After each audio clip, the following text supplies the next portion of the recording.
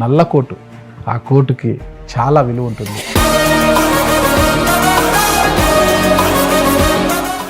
పూజాల సాయి కృష్ణ వరకు బాగుంది. ఆజాద్ అనేది ఎందుకు వచ్చింది లాస్ట్లో? వీరభద్రుడు సినిమా చూశాను. నా పేరు సూర్య, నాకు ఇంకో పేరు. అసలు ఇంకోటి చెప్పండి, చదువుకుందంతా నదిలోనే సార్. నీళ్ళలో కూర్చొని చదువుకున్నారా? తప్పు చేసిన వాళ్ళు వస్తారు, నేను తప్పు చేసేసారని ఒప్పుకుంటారు, మరి వాదించడం మా ధర్మం. నా వృత్తి ధర్మానికైతే నేను న్యాయం చేస్తాను సార్. వాటితో పాటు మీకు ఏదో కొన్ని మర్మకళలు కూడా తెలుసు అంటారు. ఆ మంత్రం జస్ట్ అలా రక్షించడము తెలుసు, శిక్షించడము తెలుసు. అది కాదు సార్, అది భారతీయుడు సినిమాలో లాగా. ఒక విజయవాడలో మీరు వచ్చారు, సడన్గా ఎమ్మెల్యే గారిది ఇంటర్వ్యూ జరిగింది, ఆయన ఏదో పొరపాటు బీకామ్ ఫిజిక్స్ ఏదో అన్నాడు. బీకామ్ అంటున్నారు, మ్యాథ్స్ ఫిజిక్స్ బీకామ్లో ఉండదు కదా? ఉంటుంది ఫిజిక్స్ ఎందుకు ఉండదు బీకామ్లో? ఇప్పుడు కూడా అదే ఉంది ట్రెండింగ్. ఏ కాలేజీకి మ్యాథ్స్ ఫిజిక్స్ చేసుకోవచ్చు. యూనివర్సిటీలో ఉంది, కొన్ని కాలేజీలు యాక్సెప్ట్ చేస్తున్నాయి సార్. త్వరలో బిగ్ బాస్ షో వస్తుంది కదా, దానికి దరఖాస్తు చేసుకున్నారంటే ఏంది? బిగ్ బాస్ షోకి పోవాలనేసి ఎంత ఆసక్తి ఎందుకు మీకు అసలుకి? బిగ్ బాస్ షోలో ఏంటంటే కనీసం నాకు ఇచ్చే 5 నిమిషాల టైంలో కొన్ని లీగల్ అవేర్నెస్ ఇద్దామని. Welcome to it's TV. నేను మీ నాగరాజ్ బైర్ సిటీని. నల్ల కోటు, ఆ కోటుకి చాలా విలువ ఉంటుంది. నల్ల కోటు ఇద్దరు వేసుకుంటారండోయ్. రైల్వేలో టికెట్ కలెక్టర్ నల్ల కోటు ధరిస్తాడు, కోర్టులో న్యాయవాది నల్ల కోటు ధరిస్తాడు, అటు జడ్జు ధరిస్తారు, న్యాయవాది నల్ల కోటు ధరిస్తారు. అంటే రైల్వేలో పనిచేసే టికెట్ కలెక్టర్ వేసుకునే నల్ల కోటు పనితీరు వేరే ఉంటే, కోర్టులో నల్ల కోటు వేసుకొని వాదించే న్యాయవాదికి మాత్రం చాలా పవిత్రత ఉంటుంది. ఒక పవిత్రమైన వృత్తి కూడా. న్యాయవాది వృత్తి అనేది ఒక పవిత్రమైన వృత్తి. న్యాయ విద్యని అభ్యసించి లాపట్టా చేత పట్టుకొని కోర్టులోకి వచ్చిన ఒక న్యాయవాదిపై ఎన్నో ఆశలు ఉంటాయన్నమాట. అంటే సమాజంలో అన్యాయానికి గురవుతున్న బాధితుల పక్షాన పోరాటం చేయడమే కాకుండా వారికి కాసింత సాంత్వన కల్పించడంతో పాటు వారికి న్యాయాన్ని చేకూర్చేవారే న్యాయవాది. అంటే ఇందులో కూడా 3 రకాలు ఉంటారు ఈ న్యాయవాదుల్లో. మొదటి వారంటే న్యాయ విద్యని అభ్యసించి తాను చదువుకున్న చదువుకి కాసింత పేరు తెచ్చుకోవడానికి, తనకు పేరు తెచ్చుకోవడానికి, కాసింత పేరు వస్తే చాలు అనేసి సామాన్యుల పక్షాన నిలబడి ఎంత ఫీజు ఇచ్చినా తీసుకొని సామాన్యుడికి న్యాయం చేయడానికి పోరాటం చేసేవారు ఒక వర్గానికి చెందిన వారు ఉంటారనమాట. వీరిలో రెండో వర్గం వారు ఉంటారనమాట. డబ్బే ప్రధాన ధ్యేయము. ముందు బాధితుడు ఎవరైనా తనకు నష్టం జరిగిందనో, కష్టం వచ్చిందనో, తనకు అన్యాయం జరిగిందనో ఆ న్యాయవాది దగ్గరికి వెళ్తే వాడి చివరి రక్త బొట్టు పీల్చే వరకు కూడా కొంతమంది న్యాయవాదులు ఒక జలగల పట్టి పీడిస్తుంటారు. ఆ సందేశం మీకు కావాలంటే ఇటీవల ఒక సినిమా వీరభద్రుడు అనే సినిమా రిలీజ్ అయింది. ఆ సినిమాని చూస్తే మనకు స్పష్టంగా అర్థమవుతుంది అంశం. ఇక మూడవ వారు పబ్లిసిటీ అనమాట. ఏ కేసును పట్టుకుంటే మనకు మనీ రాకపోయినా పబ్లిసిటీ వస్తుంది, ఆ కేసు నేను పట్టుకోవాలి, పబ్లిసిటీ కావాలి, పాపులారిటీ కావాలి, మీడియాలో కనిపించాలి, పేపర్లలో నా బొమ్మ పడాలి అనుకునే వాళ్ళు కొంతమంది అనమాట. ఈ 3 కేటగిరీలలో ఉంటారు. ఏదైనా న్యాయవాదిని న్యాయ విద్య అనేది చాలా గౌరవప్రదమైనది. అందులో అంటే 3 రకాలు చెప్పాను కదా. ఈ 3 రకాలు ఎందుకంటే ఇప్పుడు నాకు 3వ రకం వ్యక్తి నా దగ్గరకు వచ్చాడనమాట. ఆయనే పూజల సాయి కృష్ణ ఆజాద్. చాలా విచిత్రంగా ఉంది కదా పేరు. పూజల సాయి కృష్ణ వరకు బాగానే ఉంది, లాస్ట్లో ఆజాద్ అనే పేరు చెప్తే ఎవరు గుర్తొస్తారో మీకు అందరికీ తెలుసు అన్నమాట. అటువంటి 3వ కోవకు చెందిన ఆజాద్, అడ్వకేట్ ఆజాద్ నా స్టూడియోలో ఉన్నాడు. ఇప్పుడు ఆయన అడిగి వివరాలు తెలుసుకుంటాం. నమస్తే ఆజాద్ గారు. నమస్తే. బాగున్నా గురువు గారు. నేను మీరు చెప్పింది చిన్న రిక్వెస్ట్, మీరు 2nd కేటగిరీ వేసేయండి, మీరు 3వ కేటగిరీ మీరు వేసుకోవద్దు గురువు గారు. ఎందుకు అంటే మనం చేసే పనులే మనల్ని ప్రస్ఫుటంగా ఉంటాయి. ఇప్పుడు పువ్వు పుట్టగానే పరిమళించద్దు అన్నట్టు మనం చేసే పనులు బట్టే పబ్లిసిటీ వస్తుంది. పబ్లిసిటీ కోసం కేసులు అంటే మీలాంటి జర్నలిస్టులు పట్టేసుకుంటారు. నాకున్న నాలెడ్జ్లో నాకు ఆజాద్ అనే వ్యక్తి, ఒక అడ్వకేట్గా ఆజాద్ అనే వ్యక్తి నేను చూసినప్పుడు నాకు పరిచయం కూడా ఆజాద్ తీసుకునే ఒక ప్రతి కేసు కూడా సంచలనంగా ఉంటుంది అనమాట. అది సంచలనమైన విషయాన్నే ఆజాద్ టేకప్ చేస్తాడు. మళ్ళీ ఆజాద్ దగ్గరికి ఆ సంచలనమైన విషయాలు వస్తాయా అంటే ఆజాదే అక్కడికి వెతుక్కుంటూ పోతాడా అనేది అయితే నాకు ఇంకా అంతు చిక్కడం లేదనమాట.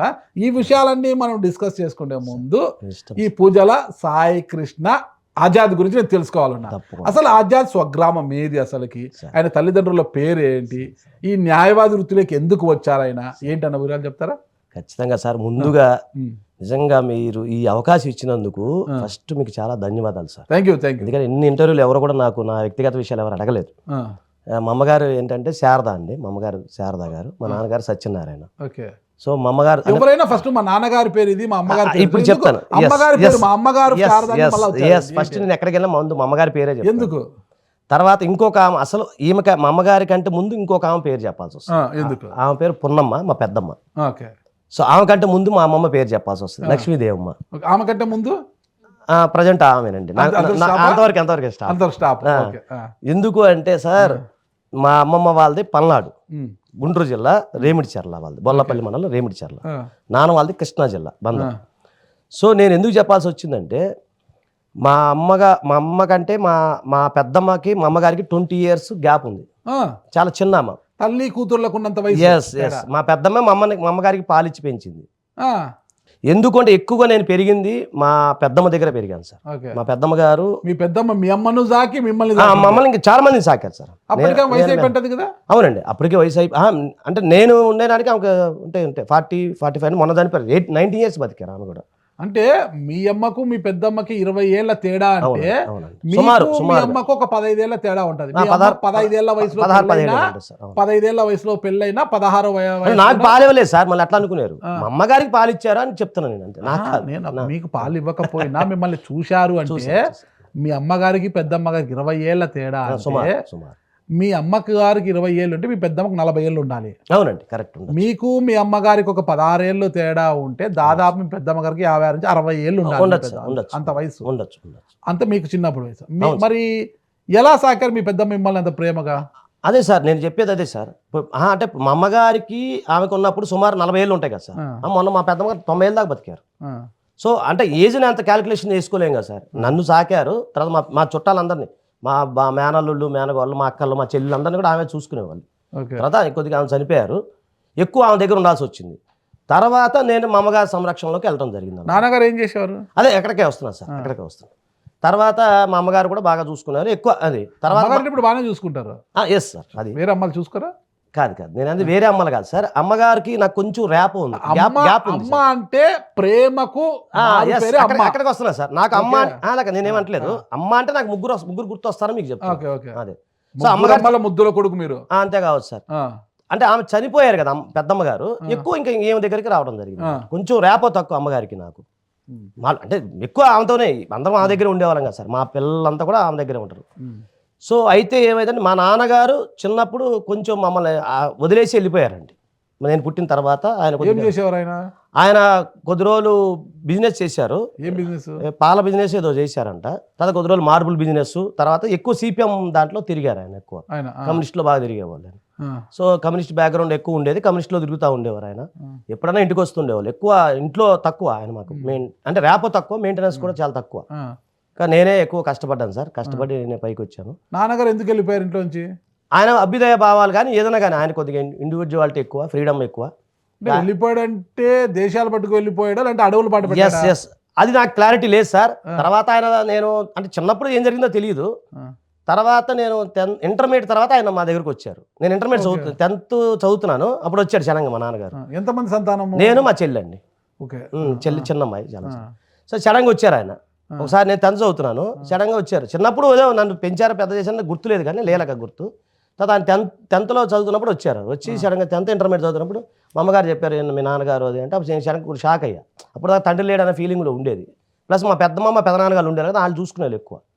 సో సడన్గా ఆయన రాగానే అప్పుడు ఇంకా అలాగా అని అనుకున్నాను. తర్వాత ఆయన ఇంకా చెప్పారు. తర్వాత ఆయన నన్ను కూడా, తర్వాత ఏమైందంటే నాకు కొద్దిగా ఇంటర్మీడియట్ గ్యాప్ వచ్చింది సార్. 10th అయిన తర్వాత ఇంటర్మీడియట్ గ్యాప్ వస్తే కొద్దిగా ఫైనాన్షియల్ ఇష్యూల వల్ల కొంచెం గ్యాప్ వచ్చింది. కొంచెం ఆ టైంలో ఆర్థిక పరిస్థితి. సో అప్పుడు మా నాన్నగారు ఏం చేశారు, మిర్యాల కూడా తీసుకెళ్ళి అక్కడ నన్ను ఎన్జీ కాలేజీలో, నాగార్జున జూనియర్ కాలేజ్ ఇంటర్మీడియట్లో జాయిన్ చేయించారు మా నాన్నగారు. ఏ గ్రూప్లో? HEC sir. నేను ప్రిపేర్ అయ్యొచ్చా గురుగారు? అది ఈ గ్రూప్లో అడతారు కానీ చెప్తున్నా. సో అది ప్రిపేర్ అయ్యాను హెచ్ఈసీలో, అలా ఏదో చేసి వచ్చింది. తర్వాత ఆయన మళ్ళీ అది అయిపోయిన తర్వాత మళ్ళీ నేను BA SRR కాలేజీకి వచ్చాను సార్. ఈహెచ్పి గురుగారు నేనే చెప్తాను. BA EHP. ఓకే. రైట్. అది తర్వాత ఇక ఎస్ఎఫ్ఐ లీడర్గా ఇక పని చేసుకుంటా విజయవాడలో పని చేసుకుంటా. ఎస్ఎఫ్ఐ లీడర్ ఎప్పుడు స్టార్ట్ అయ్యారు మీరు? నేను 96 నుంచి స్టార్ట్ అయ్యాను సార్. అంటే అప్పుడు ఏం చదువుతుండారు మీరు? 96 డిగ్రీ ఫస్ట్ ఇయర్ గురుగారు. 96లో degree first year. Okay. Degree first year నుంచి ఇంకా అప్పుడు విజయవాడలో ఎస్ఎఫ్ఐ లీడర్గా అందరితో పాటు మేము కూడా ఉద్యోగంగా చేసుకుంటా. నాన్నగారు సిపిఎం నాయకుడని అట్లా పోయారు. అదే సార్, అదే దానివల్ల పరిచయం అయింది నాకు. ఆ బ్లడ్ కదా అది. ఇంకేమో సార్ ఓకే ఓకే. మా నాన్నగారు ఈ రష్యన్ చరిత్రలు అవి ఉన్నాయి కదా సార్, రష్యన్ సంబంధించిన బుక్స్ అవి వచ్చాయి అప్పుడు మనకి, రష్యా నుంచి వచ్చాయి. అవి భలే బాగుండేవి సార్, వైట్గా చాలా స్మూత్గా ఉండేవి. కొద్దిగా బుక్స్ అని ఇంట్లో ఉండేవి, లెనిన్ సంబంధించిన బుక్స్ అవన్నీ ఉండేవి. డెమెట్రో రాసినవి, డెమెట్రో గారు రాసినవి, ఇవన్నీ కార్ల్ మార్క్స్ రాసినవి, చలంగారు పుస్తకాలు, మా శ్రీశ్రీ గారి మహాప్రస్థానం, ఇవన్నీ కొద్దిగా బుక్స్ బాగుండే ఇంట్లో. బాగా చదివారు? బాగా చదువుతాను సార్, బుక్స్ బాగా, లైబ్రరీ కూడా బాగా మెయింటైన్. వాటితో పాటు మీకు ఏదో కొన్ని మర్మకళలు కూడా తెలుసు అంటారు. మర్మకళలు అంటే గురుగారు మీరు చీకట్లో రాలేస్తున్నారు. ఏం లేదు, ఏ భాగంలో దేన్ని ఒత్తితే ఏది పని చేస్తుంది, ఏది పని చేయకుండా మర్మకళలు భలే గుర్తు చేశారు సార్. నిజంగా మీరు నిజంగా అది చెప్తాను సార్. అదేంటంటే మా అమ్మమ్మకి సంబంధించిన ఒక పిన్న అలా చెల్లి ఒక ఆమె ఉండేది, పేరు గుర్తురాట్లు, నాగమ్మ ఏదో ఉందా. నేను చిన్నప్పుడు ఒకసారి కాలు కింద పడ్డా గురుగారు. కింద పడితే క్రికెట్ మా కృష్ణానది పక్కనే కదా, నదిలో క్రికెట్ ఆడుతుంటే కాలు బెనికింది అనమాట. మీది విజయవాడ స్వగ్రామం అయితే? నేను పుట్టి పెరిగినంత విజయవాడ సార్. ఎక్కడ? కృష్ణలంక. కృష్ణలంక సార్, ఎవరు నగర. అక్కడ అందరూ మా సొంత ఇల్లు అక్కడే ఉంది. అయితే ఏమైందంటే కాలు బాగా బెనికింది, అసలు చాలా అల్లాడిపోయింది అనమాట. ఆమె ఏం చేసింది, ఒక మంత్రం చెప్పింది. అంటే నేను చెప్పకూడదు మీకు ఆ మంత్రం, మనసులో మంత్రోపదేశం చేయండి చేస్తా తర్వాత. అది అయితే ఆ మంత్రం బాగా చేసి, అది ఒక మంత్రం చేసి అది నూనెతో రాసింది అనమాట. రాసి తగ్గిపోయింది. అంటే ఆమె ఆ రోజులు ఆమోదమే కదా సార్, వాళ్ళు ఎత్తి పెట్టుకుని ఆమోదం అదే రాశారు. ఇప్పుడేదో రకరకాల నూనెలు వచ్చినాయి. సరే అని చెప్పి ఆమె రాశారు. రాసిన తర్వాత నాకు అయ్యా నా తర్వాత నువ్వే నేర్చుకోవాలరా విద్య అది అని ఆమె చెప్పింది. చెప్తున్నా కదా, రాసి ఏదో చెప్పింది. ఆమె చెప్పింది ఎక్కడెక్కడ ఏం చేయాలయ్యా అది అంటే. నేను చిన్న చిన్న సేవా కార్యక్రమాలు అంటే ఎవరికైనా పెద్దలకు అలా అలా అలా చుట్టాలు అంటారు కదా, చుట్టాలు మా అమ్మమ్మల ఫ్రెండ్స్ వాళ్ళు వచ్చినప్పుడు ముసలోళ్ళు మా వాడు బాగా రాస్తాడని చెప్పేదామా. ఇక నేను కొద్దిగా అది ఇట్లా రాసేవాడిని. ఇక దేవుడి దగ్గర తగ్గిపోయేది సార్. మరి ఎందుకో మిరాకిల్ ఇప్పటికీ అర్థం కాదు. ఇప్పుడు ఎవరన్నా కొద్దిగా మన పెద్ద వయసు ఉన్న వాళ్ళు ఎవరన్నా వచ్చి నాకు అడుగుతారు, అదే కొద్దిగా కాలు నొప్పి అది అంటే ఆ మంత్రం చేస్తే జస్ట్ అలా అలా మీకు కూడా అనుభవం ఉంది కదా, జస్ట్ రక్షించడము తెలుసు, శిక్షించడము తెలుసు. అది కాదు సార్, అది భారతీయుడు సినిమా. అప్పుడు నేను అడ్వకేట్ అవ్వలేదు సార్ గురుగారు. అప్పుడు అడ్వకేట్ అవ్వలేదు, ఏదో 10th క్లాస్ అవుతున్నాము, క్రికెట్ ఆడేటప్పుడు జరిగింది అది. అంటే కొన్ని నమ్మాల్సి వస్తుంది కదా సార్, వెనకటి కాలం వాళ్ళు చేసినవి. అప్పుడు ఆ రోజుల్లో ఈ స్కానింగ్లు ఇవన్నీ ఆడున్నాయి గురుగారు. అప్పుడు అన్నీ ఇప్పుడు యాక్చువల్గా అప్పుడు కాలు బెనికితే, ఇప్పుడు మనం నిజంగా చెప్పండి, కాలు బెనికితే మన హాస్పిటల్కి వెళ్ళి ఏం చేస్తారు, ఫస్ట్ స్కాన్ అయిపోయింది, ఎక్స్రే అయ్యే పెట్టేస్తారు, ఏమక్కర్లా దానికి. అయితే మర్మకళని అనమాకండి దయచేసి, మళ్ళీ నన్ను కొడతారు. అయితే ఎవరికైనా ఉంటే, కష్టాల్లో ఉంటే, ఏదైనా కాలు బెనికిన నరాలు కొంచెం ఇబ్బందిగా ఉన్నా కూడా నేను అది చేస్తే తగ్గుతుంది సార్. చాలా మంది చేశాను నేను, చాలా మందికి. ఒక సినిమా డైరెక్టర్ గారు కూడా చేశారు, తగ్గిపోయి హ్యాపీగా నడిచాడు, తెల్లారు నడిచాడు ఆయన. అది ఇప్పుడు నువ్వు మంత్రాలు చెప్తుంటారా సార్? ఆ మంత్రాలు చెప్తుంటారా? మంత్రాలు కాదు సార్, ఆమె చెప్పిన ఒక చాంటింగ్ ఏదైతే ఉందో అది మనసులో అనుకుంటా ఇట్లా రుద్దుతుంటే పోతుంది అది. అదో లేకపోతే మరి అది ఏమో తెలియదు, మిరాకిల్ లేదా అమ్మవారి దయో తెలియదు. అది అనుకోకుండా జరిగింది. అప్పుడు లాయర్ అవుతావా, డాక్టర్ అవుతావా, యాక్టర్ అవుతావా మనకేం తెలిసింది గురువు. అయితే ఏంటంటే దానివల్ల ఒకసారి ఎవరన్నా ఇంకోటి చెప్తారు సార్, నేను మామూలు ట్రావెలింగ్ చేసేటప్పుడు ఎవరికైనా వాంతింగ్ వచ్చింది అనుకోండి, కొంతమంది డీలా పడిపోతుంటారు. సో వాళ్ళ దగ్గరికి వెళ్ళి నేను చూస్తా, ఇక్కడ ఇట్లా కొన్ని ఉన్నాయి ఏదో ఇట్లా అంటే వాళ్ళకి వాంతింగ్ ఆగిపోవటం, అట్లా ఎవరైనా పడిపోయినా సడన్గా, అంటే నేను దగ్గరుంటే, అంటే నేనే డాక్టర్ని కాదు కానీ ఏదో అది దానివల్ల కొంచెం అలా చేస్తే తగ్గుతూ ఉంటుంది, మరి ఎందుకో తెలియదు. అది మానవ సేవ మానవ సేవ, మాధవ సేవ. ఓకే, అంతే, మీలాంటి మాధవ సేవ. లేదు ఓకే. మరి బిఏ పూర్తి చేసిన లా ఎక్కడ చేశారు మీరు? Siddhartha college sir. Okay, Vijayawada Siddhartha college. Okay, Siddhartha. MLA కూడా చేశారు మళ్ళీ? లేదు సార్, కొద్దిగా ఆపాను మధ్యలో, నాకు టైం సరిపోవట్లేదు, అట్లా ఉంచాను అంతే. మెల్లి చేద్దాం నాకు, ఎందుకంటే కొత్త కొత్త టెక్నాలజీ లాలో కూడా గురువుగారు అప్పటికి ఇప్పటికి కొత్త కొత్త సబ్జెక్టులు వస్తూ ఉన్నాయి. ఇప్పుడు మీరు అప్పుడెప్పుడు జరిగిన చదివిన లా సబ్జెక్ట్ చెప్పడం ఇప్పుడు నాకు గుర్తుండదు, ఏదో కాంట్రాక్ట్ లా, ఫ్యామిలీ లా అవి చెప్తాం. ఇప్పుడు కొత్త కొత్త ఏ టెక్నాలజీ సంబంధించినవి, ఐటీ సంబంధించినవి, అక్కడ అందులో కూడా కొంచెం అప్డేట్ ఉండాలి కదా, అప్డేట్ అవుతుంది. పుస్తకాలని మీరు సబ్జెక్ట్ కూడా అప్డేట్ అవుతుంది. సబ్జెక్ట్ కేసులో ఎప్పుడో చదివిన బై రోజు చూడలేనంటే అట్లా. అదే సార్ నేను చెప్పేది, సబ్జెక్ట్లో కూడా ఇప్పుడు కొత్త జనరేషన్కి, ఇప్పుడు లా చదివే పిల్లలకి కొత్త సబ్జెక్టులు ఆటోమేటిక్గా పరిచయాలు అవుతున్నాయి అంటాను నేను చెప్పేది. మేము సొంతంగా చదువుకోవాల్సి వస్తుంది. ఆజాద్ అనేలకే కొద్దిగా పబ్లిసిటీ కానీ ఇంకోటి సంచలనాలకు కానీ చాలా పేరు మోసిన న్యాయవాది అని చెప్తుంటారు, చాలా పబ్లిసిటీ వైపు ఎక్కువ ఉంటారు అనమాట. ఏదైతే ఒక పబ్లిసిటీ బాగా వచ్చే కేసులు వాటిని పట్టుకుంటాడు, ఎప్పుడు వాటి వెనకాల తిరుగుతుంటాడు విన్నాను. అలాంటిది ఏంటి ఈసారి మళ్ళీ మీ దృష్టి ఇంకొక వైపు మరలిందంట, పబ్లిసిటీ వైపు? అయ్యో గురుగారు, త్వరలో బిగ్ బాస్ షో వస్తుంది కదా, బిగ్ బాస్ షో ఎంట్రీ కోసం వాళ్ళు దరఖాస్తులు ఆహ్వానించారు. ఎవరికైనా ఇష్టం ఉన్న వాళ్ళు దరఖాస్తు చేసుకోవచ్చు, పరిశీలిస్తామనేసి. దానికి దరఖాస్తు చేసుకున్నారంటే ఏంది, బిగ్ బాస్ షోకి పోవాలనేసి ఎంత ఆసక్తి ఎందుకు మీకు అసలుకి? అడపై ఏం కుప్పి గంతులు వేస్తారు మీరు? గురుగారు మీరు జేమ్స్ బాండ్ 007 గురుగారు? నేనేం లేదండి. మీకు మీ దాకా ఎలా వచ్చింది గురుగారు ఈ అప్లికేషన్? నేను ఆశ్చర్యపోతున్నా, షాక్ అవుతున్నా. అయితే ఇక్కడ నేను చెప్తున్నా సార్, నేను ఫస్ట్ కాడి నుంచి కూడా ఒక్కటి సార్, పబ్లిసిటీ అనేది ఎప్పుడు కూడా నేను ఆలోచించను గురు. ఎందుకు అని మీరు ప్రశ్నిస్తే మనం చేసే పనిని బట్టే మనం వస్తాం. ఇప్పుడు మీరు ఒక చిన్న ఇంటర్వ్యూ చేశారు, ఒక XYZ ఎమ్మెల్యే గురించి ఒక చిన్న ఇంటర్వ్యూ చేశారు. అక్కడ మీ వృత్తి, నేను అంటే మీరు ఎప్పుడూ సుపరిచితులు కాబట్టి చెప్తున్నాను, మీరు ఒక ప్రముఖ అంటే ఒక జర్నలిస్ట్గా చరిత్రలో నిలిచిపోవాలని ఒక కాన్సెప్ట్తోనే మీరు అప్పుడు అనంతపురం నుంచి ట్రావెల్ చేస్తా ఒక ఆయన ఇంటర్వ్యూ చేశారు. చేసిన తర్వాత అది ఆటోమేటిక్గా ఫేమస్ అయింది. ఎట్లా ఫేమస్ అయింది అంటే అందులో దమ్ము ఉంది, సబ్జెక్ట్ ఉంది, ప్రజలకు నచ్చింది, ఆటోమేటిక్గా వాళ్ళు షేర్లు కొడతారు. ఇప్పుడు నేను ఒక వీడియో పెట్టాను, అది ఏదైనా కానీ దానికి ఎప్పుడు వస్తుంది, ప్రజలు లైక్ చేసినా ప్రజలు దాన్ని ఆదరిస్తేనే అది ఫార్వర్డ్ అవుతుంది తప్ప ఏముందా లైట్ తీసుకుంటే 10 మంది చూసి క్లోజ్ అయిపోతుంది. ఇప్పుడు సోషల్ మీడియా అనేది చాలా పవర్ఫుల్ ఉంది. 10 మందికి నచ్చితేనే అది పబ్లిసిటీ అవుతుంది తప్ప మీరు 10 మంది నచ్చకపోతే మనం ఏం చేయలేము. మీకు తెలియదు ఏం కాదు.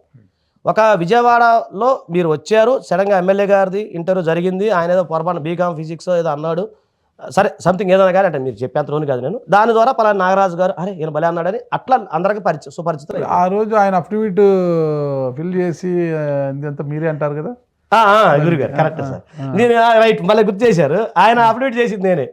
ఆయన PUC చేశారు, తర్వాత ఇంటర్మీడియట్ చేశారండి. ఆయన చేశారు తర్వాత నిజంగా మీరు చెప్పిన దాంట్లో మళ్ళీ చెప్పకూడదేమో కానీ కొద్దిగా ఆయన చేశారు. ఎందుకంటే ఆ రోజుల్లో బీకామ్లో ఏ సబ్జెక్ట్ అయినా తీసుకోవచ్చు అంట. ఇప్పుడు కూడా అదే ఉంది ట్రెండింగ్, ఇప్పుడు అదే నడుస్తుంది. ఇప్పుడు ఉంది. ఏ కాలేజ్ చేసుకోవచ్చు. కొన్ని కాలేజీలు యాక్సెప్ట్ చేస్తున్నాయి సార్. బీకామ్ లో మ్యాథ్స్ ఫిజిక్స్ తీసుకోవచ్చు. ఓకే, బాటనీ జువాలజీ కూడా తీసుకోవచ్చు. మొత్తం తీసుకోవచ్చు. కొన్ని కాలేజీలు BSc అవసరం లేదు, బీకామ్ లో బాటనీ జువాలజీ కూడా చదవచ్చు. ఎస్ సార్, ఇప్పుడు ఎందుకంటే అక్రిడేషన్ కాలేజీలు కొన్ని ఉన్నాయి సార్. ఇప్పుడు ఉదాహరణ నాకు హిస్టరీ జువాలజీ ఇష్టం, నాకు జువాలజీ ఇష్టం అనుకుందాం. అప్పుడు అతను కన్ఫ్యూజ్ అవుతాడు కదా. సో ఓన్లీ BA తీసుకుంటే మీరు అన్నట్టు EHP HEPO ఏదో ఉంటుంది, కానీ నాకు జువాలజీ చేయాలని ఆలోచన ఉంటుంది. అట్లా వాళ్ళ అనుగుణంగా ఇప్పుడు ట్రెండింగ్ మారిపోయింది. జువాలజీ తీసుకునే వాళ్ళు BJDC తీసుకుంటే అయిపోతుంది కదా. అంటే నేను అలా లేదు సార్, అది నాకంత ఎడ్యుకేషన్ నాలెడ్జ్ నేను పిల్లలకి అనుకున్నా. మీరు వచ్చే ముందు మేము అందరికి అనుకుని వచ్చా, నాకు తెలిసి మీరు ఎక్కడ ఫిట్టింగ్ పెడతారా అని చెప్పి కొంతమంది అవి చెప్తానండి. మీరు ఈ టైంలో చేయొచ్చు అంటే కొన్ని కాలేజెస్ నాకు తెలియదు, కొన్ని కాలేజెస్ లో అప్పుడు కూడా అలాగ ఉన్నాయంట. కొన్ని కాలేజెస్ లోనే BA లో కూడా మీరు బీకామ్ లో మ్యాథ్స్ ఫిజిక్స్ అట్లా తీసుకొచ్చారు. ఇప్పుడు ముషారఫ్ అట్లా కావచ్చేమో సార్, అప్పుడు మనం ముట్టలేదుగా గురుగారు, అప్పుడు తెలియదు అది విషయం. సరే అది జరిగింది. అది నేను ఏమన్నానంటే ఇక్కడ పబ్లిసిటీ అనేది కాదు గురుగారు, ప్రజలు మెచ్చితేనే లేపుతారు, లేకపోతే పడేస్తారు, 2 నిమిషాల పని. సో ఇక్కడ పబ్లిసిటీ కాదు సార్. నా వృత్తికి నేను ధర్మం చేస్తాను, నా వృత్తికి నేను ఈరోజు నైట్ పడుకునే ముందు అమ్మాయ ఈరోజు మంచి పని చేశాను అని హ్యాపీగా ఉంటే చాలు సార్. మరి ఏం హ్యాపీ చేయలేని దాదాపు 100 రోజుల పాటే కొనసాగుతుంది అది బిగ్ బాస్ షో. అవును సార్. మరి ఏం సాటిస్ఫాక్షన్ కోసం బిగ్ బాస్ షోకి పోవాలనుకున్నారు మీరు? ఎస్, మంచి ప్రశ్న అడిగారు గురు.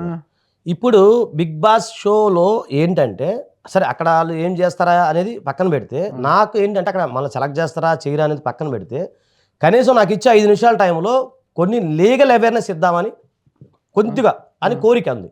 వాళ్ళు చెప్పినట్టు మీరు నడుచుకోవాలి తప్పితే మీరు చెప్పినట్లు ఏం అవకాశం ఇస్తారు కదా గురుగారు, మాట్లాడడానికి అవకాశం ఉంటుంది. కొన్ని టాస్క్లు పెడతారు, కొన్ని అవకాశం ఇస్తారు, మాట్లాడడానికి అయితే ఛాన్స్ ఉంటుందిగా. ఇప్పుడు మీలాగా అడగచ్చు రేపు పొద్దున. ఇప్పుడు జడ్జీలు వెళ్ళినప్పుడు మీరు ఎందుకు వచ్చారు, మీరు ఒక న్యాయవాది వృత్తిలో ఉన్నారు, మీరు ఎందుకు ఇది పబ్లిసిటీ కోసం వచ్చారా దేనికోసం వచ్చారని అడుగుతారు. సో నేను అనేది ఏంటంటే ఆ సందర్భంలో కొన్ని న్యాయ సంబంధమైన విషయాలు చెప్పడానికి అవకాశం ఉంటుంది. ఎందుకు అంటే ఒక ఫోన్ ఉంటేనే యూట్యూబ్ కనబడుతుంది, ఒక ఫోన్ ఉంటేనే ఫేస్బుక్ కనబడుతుంది. కానీ అట్టడుగు స్థాయి వర్గాలు ఎప్పుడు ఈ రోజు కూడా టీవీనే చూస్తాయి. చేసినప్పుడు చాలా సింపుల్ గురుగారు, విలేజ్ ప్రాంతంలో ప్రామిసరీ నోటు ఒక ఆయన వచ్చాడు నా దగ్గరికి, ఒక రైతు వచ్చాడు, ఎప్పుడో 7 years బ్యాక్ పాపం ప్రామిసరీ నోట్లు తీసుకుని వస్తే 3 years పనికిరావు, 3 years దాటితే పనికిరావు. ఆ విషయానికి తెలియదు పాపం. అలాంటి చాలామందికి తెలియదు. అలాంటి చిన్న టిప్స్, వీలునామా రాయిపోతే ఎంతమంది కొట్టుకుంటారు. సో చిన్న వీలునామా, ఇలాంటి చిన్న టిప్స్ చెప్పడానికి అవకాశం ఉంటుంది. అలాగే న్యాయ సంబంధమైన అవకాశం ఉంటుంది. తర్వాత అండర్ ట్రయల్ ప్రిజనర్స్ భారతదేశంలో దాదాపు చాలామంది ఉన్నారు సార్, జైల్లో మొగ్గుతున్నారు. వాడు ఎందుకు నేరం చేశాడో కూడా తెలియదు. సో అలాంటి కుటుంబాలకి ఇలా ఉంటుందమ్మా, ఫ్రీ లీగల్ ఎయిడ్ అనేది ఒకటి ఉంటుంది, ఏంటి లీగల్ సర్వీస్ అథారిటీ అన్నది ఒకటి ఉంటుంది. అలాంటి కొన్ని చెప్పడం కోసం, అలా నాకు తెలిసిన అవగాహన కోసం చెప్పడమే. ఇప్పుడు వాళ్ళు డ్యాన్స్ ఏమని నేను వేయలేను, లేకపోతే వాళ్ళు వెళ్ళి ఏదో కుస్తీ పోటీ పని పడలేను. అవకాశం ఉంటుందేమో ఒక ఆశాభావం, అంతే తప్ప వేరేదేం లేదు. నాకు తెలిసి సెలబ్రిటీలు వెళ్ళారు, మీడియా ప్రతినిధులు వెళ్ళారు, సోషల్ మీడియా ఇన్ఫ్లుయెన్సర్లు వెళ్ళారు అక్కడికి, సమాజంలో మంచి చేసి కొంతమంది వెళ్ళారు. కానీ న్యాయవాదులు వెళ్ళిన ఇది నేను చూడలేదు. న్యాయవాది మనిషే కదా సార్, న్యాయవాది అక్కడ మనిషి కాదని నేను చెప్పట్లేదు, చూడలేదు అంటున్నా. అందుకే నాకు ఏమన్నా ఆజాద్ న్యాయవాదులు కూడా బిగ్ పాల్గొన్నారా అనేది ఒక చూడొచ్చేమో ఉండదు సార్, మంచిదే కదా సార్. దానికి ఏముంది అవకాశం. ఎన్ని వారాలు ఉండాలనుకున్నారు బిగ్ బాస్ షోలో? అలా ఏముంటుంది సార్, వాళ్ళు మాకు ఇంతవరకు ఏం పిలుపు రాలేదు. వాళ్ళు అది అగ్ని పరీక్ష అంట అవి అంటే ఏమున్నాయంట, అందులో సెలెక్ట్ అయినప్పుడు వాళ్ళు 2 వారాలు ఏమో గురుగారు దూకాల్సి వస్తుంది. దాని పేరు అట్లా పెట్టారు, అగ్ని పరీక్ష. అగ్ని దూకితే ఇంకేమంటుంది. జాగ్రత్త. దానికన్నా ముందు వెళ్ళేటప్పుడు సిపిఐ నారాయణ గారి యొక్క ఆశీర్వాదం తీసుకెళ్ళాలి. ప్రతి బిగ్ బాస్ సీజన్ అప్పుడు ఆయన కామెంట్స్ చేస్తుంటారు బిగ్ బాస్ షో గురించి. దాని గురించి చాలా పెద్ద ఎత్తున ఆయన కామెంట్స్ చేశారు. ఆ టీవీలో ప్రసారం వైరల్ అవుతూ ఉంటాయి. పోతా పోతా ఆయన ఆశీర్వాదం కలుద్దాం సార్. నేను కూడా మీ కమ్యూనిస్ట్ బిడ్డనే, ఆశీర్వదించండి అని చెప్పి వెళ్ళండి.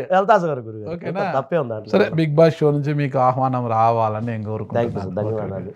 ఇప్పుడు కూడా సంచలనాలు ఉన్న కేసులే మీరు ఇటీవల నేను గమనిస్తూనే ఉన్నాను అనమాట, చేస్తూ ఉంటారనమాట.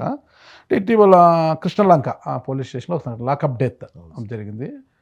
అయితే ఒక వర్గం వచ్చేసి సిఐ నాగరాజుకు మద్దతు ఇస్తుండగా, ఒక వర్గం గాదె సాయికృష్ణ ఎవరైతే బాధితుడు మృతుడు ఉన్నాడో గాదె సాయికృష్ణ కుటుంబ సభ్యులకు మద్దతుగా నిలబడుతున్నారంట.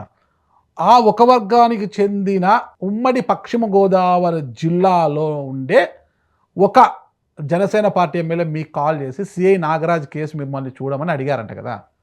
లేదు గురుగారు, అదేం జరగలేదు. అయితే ఏంటంటే ఈ కేసు యాక్చువల్ నేను జరిగినప్పుడు అక్కడ కృష్ణలంకలో నేను ఉన్నాను, అక్కడే నేను ఉన్నాను. ఉన్నప్పుడు కొంతమంది అక్కడ అంటే ఇక్కడ అంటే నేను యాక్చువల్గా నేను గమనిస్తే ఏంటంటే అతని మీద చాలా కేసులు ఉన్నాయి, ఏదో కొన్ని కేసులు ఉన్నాయి అవి అని చెప్పడం జరిగింది. సో కొంతమంది అక్కడ ఎవరైతే సిఐ నాగరాజుకి సంబంధించిన ఎవరైతే మద్దతుదారులు ఎవరైతే ఉన్నారో, అంటే కృష్ణలంక అంటే అందరూ ఉంటాం కదా సార్, వాళ్ళు ఉంటారు. ఇప్పుడు ఒక నెగిటివ్ ఉంటారు, పాజిటివ్ ఉంటారు కదా. వాళ్ళు కొంతమంది ఏంటంటే సార్ ఇట్లా అంటే నేను కృష్ణలంక కొద్దిగా పరిచయం ఉన్న వ్యక్తిగా, కొద్దిగా ఫేమస్ లాయర్గా, వాళ్ళు ఏంటంటే అని నేను అనుకున్నాను, వాళ్ళు కూడా అనుకున్నారు. అంతే కదా, వాళ్ళ దగ్గరికి వచ్చారంటే అదే కదా అర్థం. నాకు తెలిసి మీరు క్వశ్చన్ అడుగుతాను ముందే ప్రిపేర్ అయ్యాను. అయితే వాళ్ళు అనుకుంటారు కదా సార్. సో వాళ్ళు అనుకున్నప్పుడు ఆజాద్ గారు అని కొంతమంది తెలిసిన వ్యక్తుల ద్వారా మాట్లాడారు అనమాట. మీరు కూడా మద్దతు ఇస్తే బాగుంటుంది సార్, ఎందుకంటే వాళ్ళు ధర్నా చేశారు కదా, రోడ్డు మీద ధర్నాకు వచ్చారు, తర్వాత బయటకు వచ్చారు కదా వాళ్ళందరూ. మీరు కూడా మద్దతు ఇస్తే బాగుంటుంది అంటే నేను ఆలోచించాను. ఎందుకు అంటే సరే ఎంత ఉన్నా కూడా, మీరు అన్నట్టు ఎంత ఉన్నా కూడా, ఎంత తప్పుడైనా సరే అతను నేరాలు ఏది చేసినా కూడా చంపే అధికారం అయితే లేదు కదా సార్. అంతకుముందు చాలా హ్యూమన్ రైట్స్ కేసులు నేను చేశాను. సో హ్యూమన్ రైట్స్ కేసులతో పాటుగా నేను దీన్ని ఖండించాను. ఆ టైం మనిషి చంపే అధికారం లేదు కదా సార్, ఎవరికి లేదు కదా సార్. వన్య ప్రాణులను చంపే అధికారమే మనిషికి లేదు. అవును సార్. మూగ జీవాన్ని చంపినా కూడా కేసే కదా సార్, కేసే. ఓకేనా? అలాంటిది మనిషిని చంపితే అది ఎవరైనా శిక్షిస్తుంది. సమాజంలో అతను బతికి ఉండే హక్కు ఉందా లేదా, సమాజంలో తిరిగే హక్కు అతనికి ఉందా లేదా అని చట్టం పరిశీలించి ఓకేనా ఆయా సెక్షన్ల ప్రకారం అంతే. మనిషి శిక్షించడం ఏంటి? ఆర్టికల్ 21 వైలేషన్ ఉంది కదా సార్. ఎన్నో నేను హ్యూమన్ రైట్స్ కేసులు ఎన్నో చేశాను. సో ఆ విషయంలో ఏంటంటే నన్ను అడిగారు, అంటే మీకు అది చెప్తాను, అడిగారు మామూలుగా వచ్చి మీరు చేయొచ్చు కదా సార్ తరపున అంటే నేను చెయ్యను. ఉమ్మడి పశ్చిమ గోదావరి జిల్లా మీరు కోర్టులో భగవద్గీతపై ప్రమాణం చేసి అన్నీ నిజమే చెప్తాను, అబద్ధాలు చెప్పానని ప్రమాణం చేస్తుంటారు, మన సినిమాలో కూడా చూస్తుంటాం అన్నమాట. అలాగే చెప్పండి మీ అంతరాత్మ సాక్షిగా. మీకు ఏ ఎమ్మెల్యే కూడా ఫోన్ చేసి సిఐ నాగరాజ్ కేసు చూడు అని అడగలేదా? అంతరాత్మ సాక్షిగా సార్ నేను మళ్ళీ చెప్తున్నాను సార్, నన్ను అయితే ఎవరు అడగలేదు. వేరే వాళ్ళ చేత చెప్పాక మీకు అదే చెప్తున్నా కదా, వేరే వాళ్ళ చేత అడిగించారా? అడిగి ఉండొచ్చు, ఇట్ మేబీ. మనం అడిగారు మామూలుగా చెప్పాక, మా ఇంటి దగ్గర వాళ్ళే అడిగారు చేయిస్తే బాగుంటుంది అన్నట్టుగా అన్నారు. నేను వైలేషన్ ఆఫ్ హ్యూమన్ రైట్స్కి నేను ఎప్పుడు వ్యతిరేకం. ఎందుకంటే అతను చేసింది కోర్టులో శిక్ష పడుతుంది. సో అతను మీరు చెప్పినట్టు నేను చెప్పాను.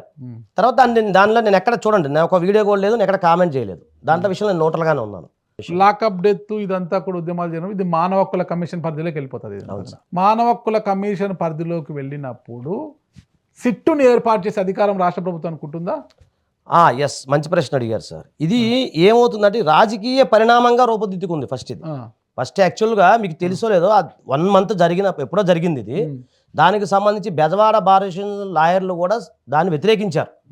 వ్యతిరేకించారు. తర్వాత దానికి సంబంధించిన ర్యాలీ కూడా చేశారు విజయవాడలో, అది క్రిస్టల్ క్లియర్. చేసినప్పుడు కూడా ఎవరు స్పందించకపోతే ఇది రాజకీయ పరిణామం అయింది. ఎప్పుడైతే ప్రతిపక్ష నాయకుడు గారు ఎప్పుడైతే మా కృష్ణలంక ప్రాంతంలో వచ్చి ఎప్పుడైతే వాళ్ళని పరామర్శించారో అప్పుడు అది రాజకీయంగా రంగు పులుకుంది. ప్లస్ తర్వాత దానికి సంబంధించి కొన్ని చూశారు కదా ఇంటర్వ్యూలో వాళ్ళ చుట్టాలు ఎవరో మాట్లాడటం అవన్నీ. అప్పటికే వీళ్ళు ఏబిఎస్ కార్పస్ పిటిషన్ కూడా వేయడం జరిగింది. దీనికంటే ముందు ఈ రాజకీయ పరిణామాల కంటే ముందు కూడా ఏబిఎస్ కార్పస్ వేశారు. అలాగే హ్యూమన్ రైట్స్ కమిషన్లో ఫిర్యాదు చేశారు. దాని పని అది చేసుకుంటూ ఉండగా ఈ రాజకీయ పరిణామాలు రావటం, తర్వాత ఈ వేడి రాజకీయ వర్గాల్లో వేడి రావటం, అలాగే మీడియా అటెన్షన్ జరగటం వల్ల ఇది రాష్ట్ర స్థాయిలో బర్న్ అయింది. దానివల్ల ప్రభుత్వం వారు హుటాహుటిగా సిట్ అనేది ఏర్పాటు చేయడం జరిగింది. అది రైట్ ఉంది వాళ్ళకి, ఇన్వెస్టిగేషన్ చేయమని చేసే అధికారం ప్రభుత్వానికి అయితే ఉంటుంది. డిస్క్రిషన్ నాకు తెలియదు అందుకు డిస్క్రిషన్ పవర్ ఉంటుంది. డిస్క్రిషన్ పవర్ కోర్టు ప్రభుత్వం వారికి ఉంటుంది సార్, విచక్షణ అధికారం ఉంటుంది. దాని ప్రకారం వాళ్ళు సిట్ వేసి దాని మీద దర్యాప్తు జరుపుకొని వేసారు. ఆ రైట్ అయితే వాళ్ళకు ఉంటుంది. ఇప్పుడు కొంతమంది వస్తారు, తప్పు చేసిన వాళ్ళు వస్తారు, నేను తప్పు చేసేసారని ఒప్పుకుంటారు, అయినా సరే తప్పు చేయలేదని మేము వాదిస్తాం కదా, అంతేనే కదా గురుగారు. మరి వాదించడం మా ధర్మం. నా వృత్తి ధర్మానికి అయితే నేను న్యాయం చేస్తాను సార్, అది ఎవరు వచ్చినా చేస్తాను. ప్రొఫెషన్లో ఒక వర్గం వారు మీపై కక్ష కట్టి మరొక వర్గాన్ని న్యాయం చేశారని, భవిష్యత్తులో ఒక అడ్వకేట్ని చంపడం జరుగుతుంది, చాలామంది అలా జరిగింది కూడా. అలాంటప్పుడు మా అడ్వకేట్ని, మా సోదరుని వీళ్ళు హత్య చేశారు, వీళ్ళ కేసు మనం వాదించకూడదు అని భీష్మించుకొని కూర్చుంటారా? నేను న్యాయవాది కాబట్టి తప్పదు నాకు, ఈ కేసు వాదించక తప్పదు నాకు, మనిషిగా దాన్ని ఖండిస్తున్నాను, న్యాయవాదిగా కేసు తీసుకుంటే ఏ విషయం, ఈ విషయం భవిష్యత్తులో ఏ విషయంలో అయినా కూడా. సార్ మీకు ఒక చిన్న విషయం చెప్తా గురుగారు. రావణాసురుడు ఎవరైతే ఉన్నారో, రావణ బ్రహ్మ అనాలి మనం ఇప్పుడు, ఆయన చాలా ముహూర్త బలం ఎక్కువ ఉంటుంది ఆయనకి, చాలా గొప్పవాడు ఆయన ముహూర్తం పెట్టాలంటే. సో ఆయన్ని రాముల వారు పంపిస్తారు రావణాసురుడి దగ్గరికి. నువ్వు శత్రువుగా నాకు వద్దు, మంచి ముహూర్తం పెడతావంట అయ్యగారివి, పంతులు గారివి, మన యుద్ధానికి కొంచెం ముహూర్తం పెట్టమని ఆయన అడిగారంట. సో ఆయన అక్కడ శత్రువు అవన్నీ పక్కన పెట్టండి, ఆయన వృత్తి ఆయన అడిగారు. సో కరెక్ట్గా అంటే నాకు తెలిసిన విన్న పురాణ కాదు మీకు చెప్తున్నాను, నాకు తెలిసి పలానా రోజు నాడు నువ్వు యుద్ధం స్టార్ట్ చేయని చెప్పి ఆయనే ముహూర్తం పెట్టారంట. అది నేను విన్న పురాణం చెప్తున్నాను. సో అక్కడ మీకు శత్రువా ఇంకోటి అనేది కాదు, ఆయన వృత్తి అది. ఇప్పుడు మీరు అన్నారా బెదిరింపు కాల్స్ అంటున్నారు కదా, నేను చెప్తున్నా సర్ఫరోషికి తమన్నా బహమార దిల్ మే హై దేక్కున హై జోరుకి తన బాజు ఏక దిల్ మే హై అంతే. ఇందిరా అంటే రాంప్రసాద్ బిస్మిల్లా, అంటే మేము కమ్యూనిస్ట్ పార్టీలో కాబట్టి కొద్దిగా తెలుస్తులేండి అవి. అంటే నేనేమంటానంటే రాంప్రసాద్ నేను హిందీ కాదు, నేను అంతే పొయ్యం అది. అంటే రాంప్రసాద్ బిస్మిల్లా గారు రాసిన పద్యం అది, స్వతంత్ర సమర యుద్ధంలో భగత్ సింగ్ ఇవన్నీ చేసినప్పుడు. అవన్నీ ఏంటంటే మేము ఉద్యమగాడు ఉన్నప్పుడు తెలుసుకున్నాం. అంటే ఒక వ్యక్తి చనిపోతే ఒకసారి చనిపోతారు sir. Covered person dice many time but bold person dice only one time. So దాంట్లో విధంగానే నేను ముందే ప్రిపేర్ అవుతాం సార్. ఎందుకు అంటే మీరు చెప్పినట్టు భవానీ ఇలాంటి కేసు చేసినప్పుడు నాకు ఎన్నో బెదిరింపు కాల్సి వచ్చింది. అసలు మా అమ్మగారి దగ్గరికి వచ్చి, మా ఇంటికి వచ్చి, అంటే అమ్మగారు అంటే ఇన్ ద సెన్స్ మా ఇంట్లో పెద్ద మూల వాళ్ళందరికీ వచ్చి బెదిరించిన మా ఫ్రెండ్సే ఉన్నారు. ఎందుకు భవానీ ఐలాండ్ 2012లో అనుకుంటా, 11 కిరణ్ కుమార్ రెడ్డి గారు ముఖ్యమంత్రిగా ఉన్న సమయంలో 11-12 ఆ సమయంలో భవానీ ఐలాండ్ ప్రైవేటీకరణ చేసేసి దాన్ని, అది టూరిజం అబ్బాది, ప్రైవేటీకరణ చేసి అప్పుడున్న కొంతమంది నాయకులకు దారదత్తం చేయాలని చూశారన్నారు. అప్పుడు మీలాంటి వాళ్ళంతా కొద్దిగా వ్యతిరేకించారు. విజయవాడ మొత్తం వాస్తవులందరూ వ్యతిరేకించారు.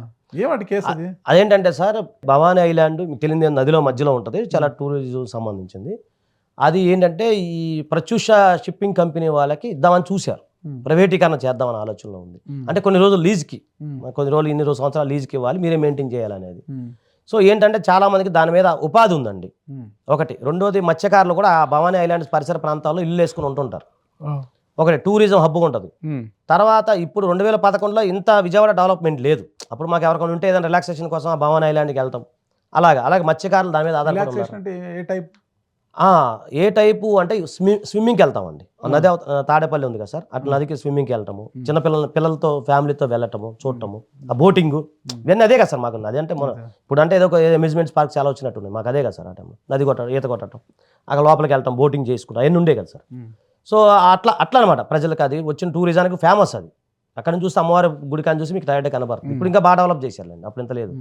సో ఇట్లా ఒకదొకటి మత్స్యకారులు ఎవరైతే ఉన్నారో అక్కడ చిన్న ఐలాండ్స్ ఉంటాయి, గుడిసెలు వేసుకుని ఉండటం, ఇవన్నీ ఉన్నాయి. రేపు పొద్దున వీళ్ళందరికీ ఇబ్బంది అవుతుంది. సో తలమానికం విజయవాడ అంటే అమ్మవారు, మీరు అన్నట్టు భవానీ ఐలాండు, గాంధీ హిల్. మరి అదంటారే పైన అమ్మవారు కింద కమ్మవారు అని. నో కామెంట్ గురుగారు, నో కామెంట్. సో చెప్తా, నో కామెంట్. సరే, సో సరే ఏదైనా కానీ అది పక్కన పెడదాం, అది గురుగారు. సో నేనేమంటానంటే ఆ టైంలో నేను పోరాటం జరిగింది సార్. పబ్లిక్ ఇంట్రెస్ట్ లిటిగేషన్ కేసులు వేయటం జరిగింది. చాలామంది నాయకులు మొత్తం బాగా సపోర్ట్ చేశారు సార్ ఆ టైంలో. సో దేవుడి వల్ల సక్సెస్ అయ్యాము, అది గెలిచాము, ప్రజలకే చెందింది సార్ అది. అలాంటి చేసాం దానికి. ఓకే, అది సక్సెస్. 100%. అన్ని సక్సెస్. అక్కడ మీరు మళ్ళీ పబ్లిసిటీ అనమాట, అక్కడ మీకు దండం పెడతా. పబ్లిసిటీ కాదు, ప్రజాసేవ కోసం చేసింది నేను. పబ్లిసిటీ కోసం కదా. ఇటీవల ఒకటి ఉమ్మడి కడప జిల్లా రైల్వే కోడూరు ఎమ్మెల్యే అరవ శ్రీధర్ వర్సెస్ హర్షవీణ కేసును కూడా టేకప్ చేశారు. హర్షవీణని వెంట పెట్టుకొని మీడియా ఛానళ్ళని తిరిగారు, ప్రెస్ మీట్లు ఇప్పించారు, నానా ఇది చేశారు కదా మీరు, పబ్లిసిటీ కోసం కదా సార్. మీరు ఇందాక ఒక మాట అన్నారు సార్, వీరభద్రుడు సినిమా చూశాను. చూసినప్పుడు అక్కడ సేమ్ అదే సీన్ రిపీట్ అయింది కదా సార్. ఒక మహిళకి ఎంత ఘోరం జరిగింది సార్. కరెక్ట్. ఇప్పుడు సేమ్ అదే జరుగుతుంది. కాబట్టి నా ప్రయత్నం నేను చేశాను, నిజాయితీగా చేశాను. అక్కడ జరిగిన ఘోరము దొంగతనము, దొరతనం అనేది మీరు కాదుగా తేల్చాల్సింది. దొంగతనం జరిగింది. ఒక్కసారి మీ కేసు నుంచి బయటకు వచ్చిన తర్వాత వీరభద్రుడు సినిమాలో జరిగింది దొంగతనం కాదు సార్. సెకండ్ పార్ట్ చూడండి గురుగారు, ఇంకొకటి ఉంటది. ఒక మంత్రి గారిని ఒక అమ్మాయి, ఆ కేసు మర్చిపోయినట్టున్నారు మీరు. దొంగతనం వదిలేండి, అది ఎప్పుడో చచ్చిపోతుంది, మధ్యలోనే ఎగిరిపోద్ది, నగలట మొహం మీద కొడతాడు, అది ఆగిపోద్ది. ఇంకో కేసు తీసుకుంటాడు చూడండి ఆయన. ఈ అమ్మాయి మాట్లాడిపోయిన వాయిస్ కూడా రికార్డ్ చేశారు చూడండి.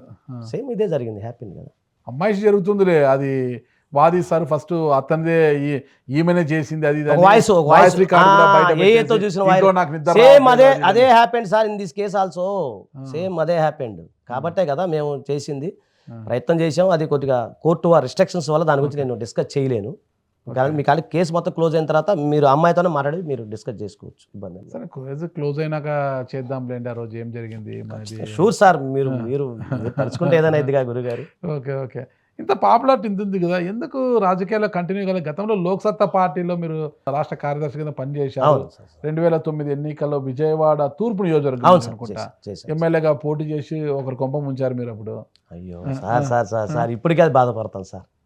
ఇప్పటికీ చాలా బాధపడతాను. ఓకే, అంటే నాది లేదు, మిస్టేక్ లేదు, కాకపోతే బాధ అనిపిస్తుంది సార్. అంటే మీకు 800 ఓట్లు ఏమో వచ్చారు. అవును సార్, 800. యలమంచిలి రవి గారు గెలిచింది 42 ఓట్లతో. అవును సార్. దేవినేని నెహ్రూ గారికి ఈయన యలమంచిలి రవి గారికి 42 ఓట్లది, 42 ఓట్ల మీద ఆడుతా. మీకు వచ్చిన 800లో కనీసం వాళ్ళకు 50 పడిన వాళ్ళకి గెలిచి 43 వచ్చినా చాలు కదా సార్. అదే ఒక 50 పడినా కూడా 50 ఓట్ల మెజార్టీతో ఈయన గెలిచేవాడు. 7 ఓట్ల మెజార్టీతోనైనా నాకు గెలిచేవాడు ఆయన. ఓకేనా? ఎవరు? దేవినేని నెహ్రూ గారు. ఎందుకు మీరు ఉన్నటువంటి లోక్సత్తా పార్టీని ఎంచుకుని ఆ రోజు లోక్సత్తా పార్టీలో పోవడం ఏంటి, పోటీ చేయడం ఏంటి, గెలుస్తామనే ధీమా ఉన్నిందా?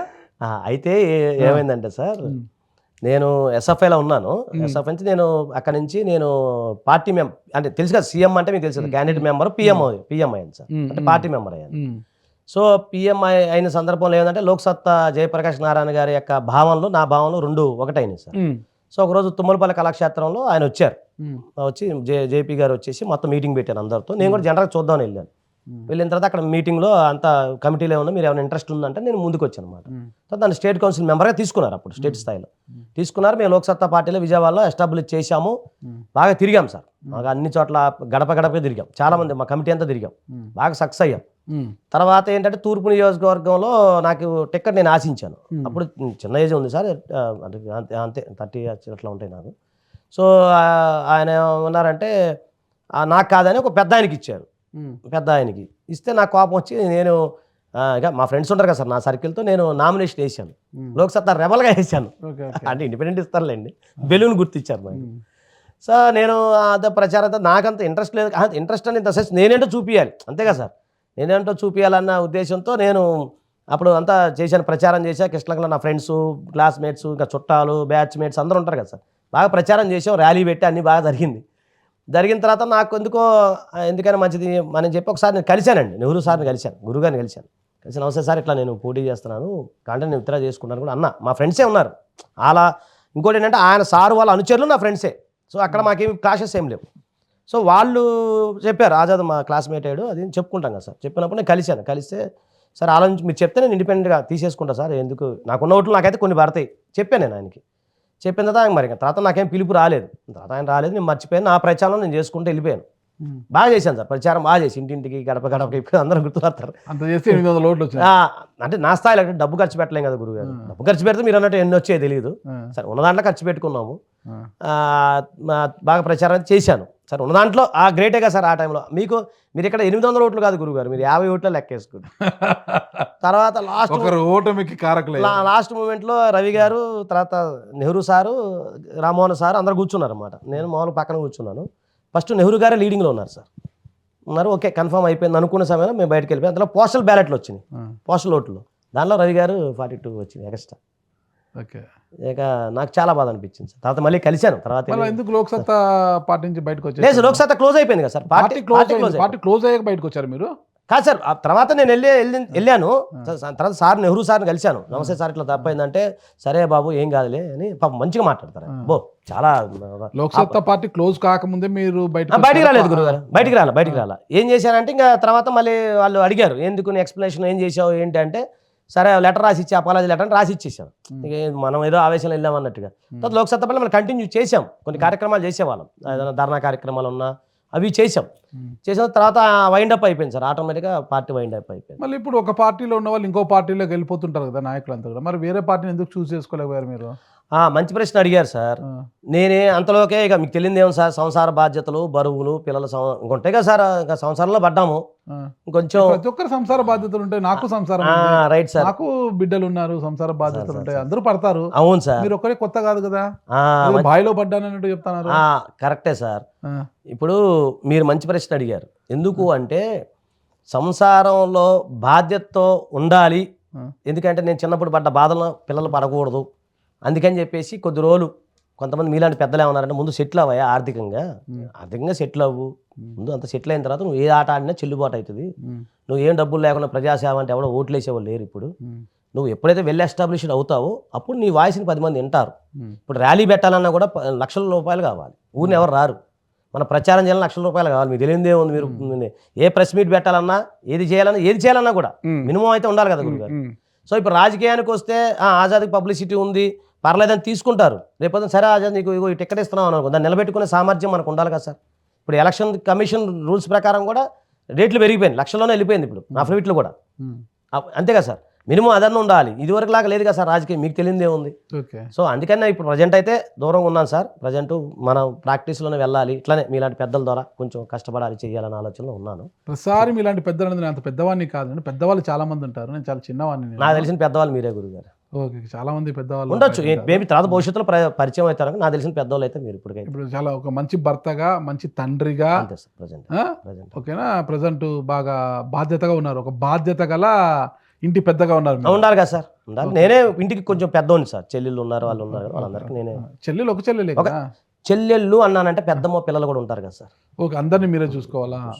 చాలా బరువు బాధ్యతలు ఉన్నాయి మీకు అన్ని పాపం. అంటే తప్పదు కదా సార్. ఇంకా అంటే ఇక్కడ ప్రాబ్లం ఎక్కడైందంటే ఇంట్లో ఒక మనిషి ఉన్నప్పుడు ఒక చెల్లి కష్టత నాకెందుకని పట్టించుకుంటే అదేం బరువు బాధ్యత అనిపిది మనకే మనం వెళ్ళి చేసుకుంటాం కాబట్టి అది బరువు బాధ్యతగా మనకు అనిపిస్తుంది.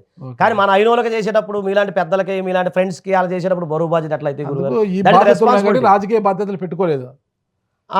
చెప్పలేము సార్, భవిష్యత్తులో ఉంది, మనసులో అయితే ఉంది. ఎందుకంటే చెప్పలేము, ఇంకా భవిష్యత్తులో ఎలా ఉంటుందో చూడాలి. అది ఏది అనేది చూసుకోవాలి, జాగ్రత్తగా వెళ్ళాలి సార్.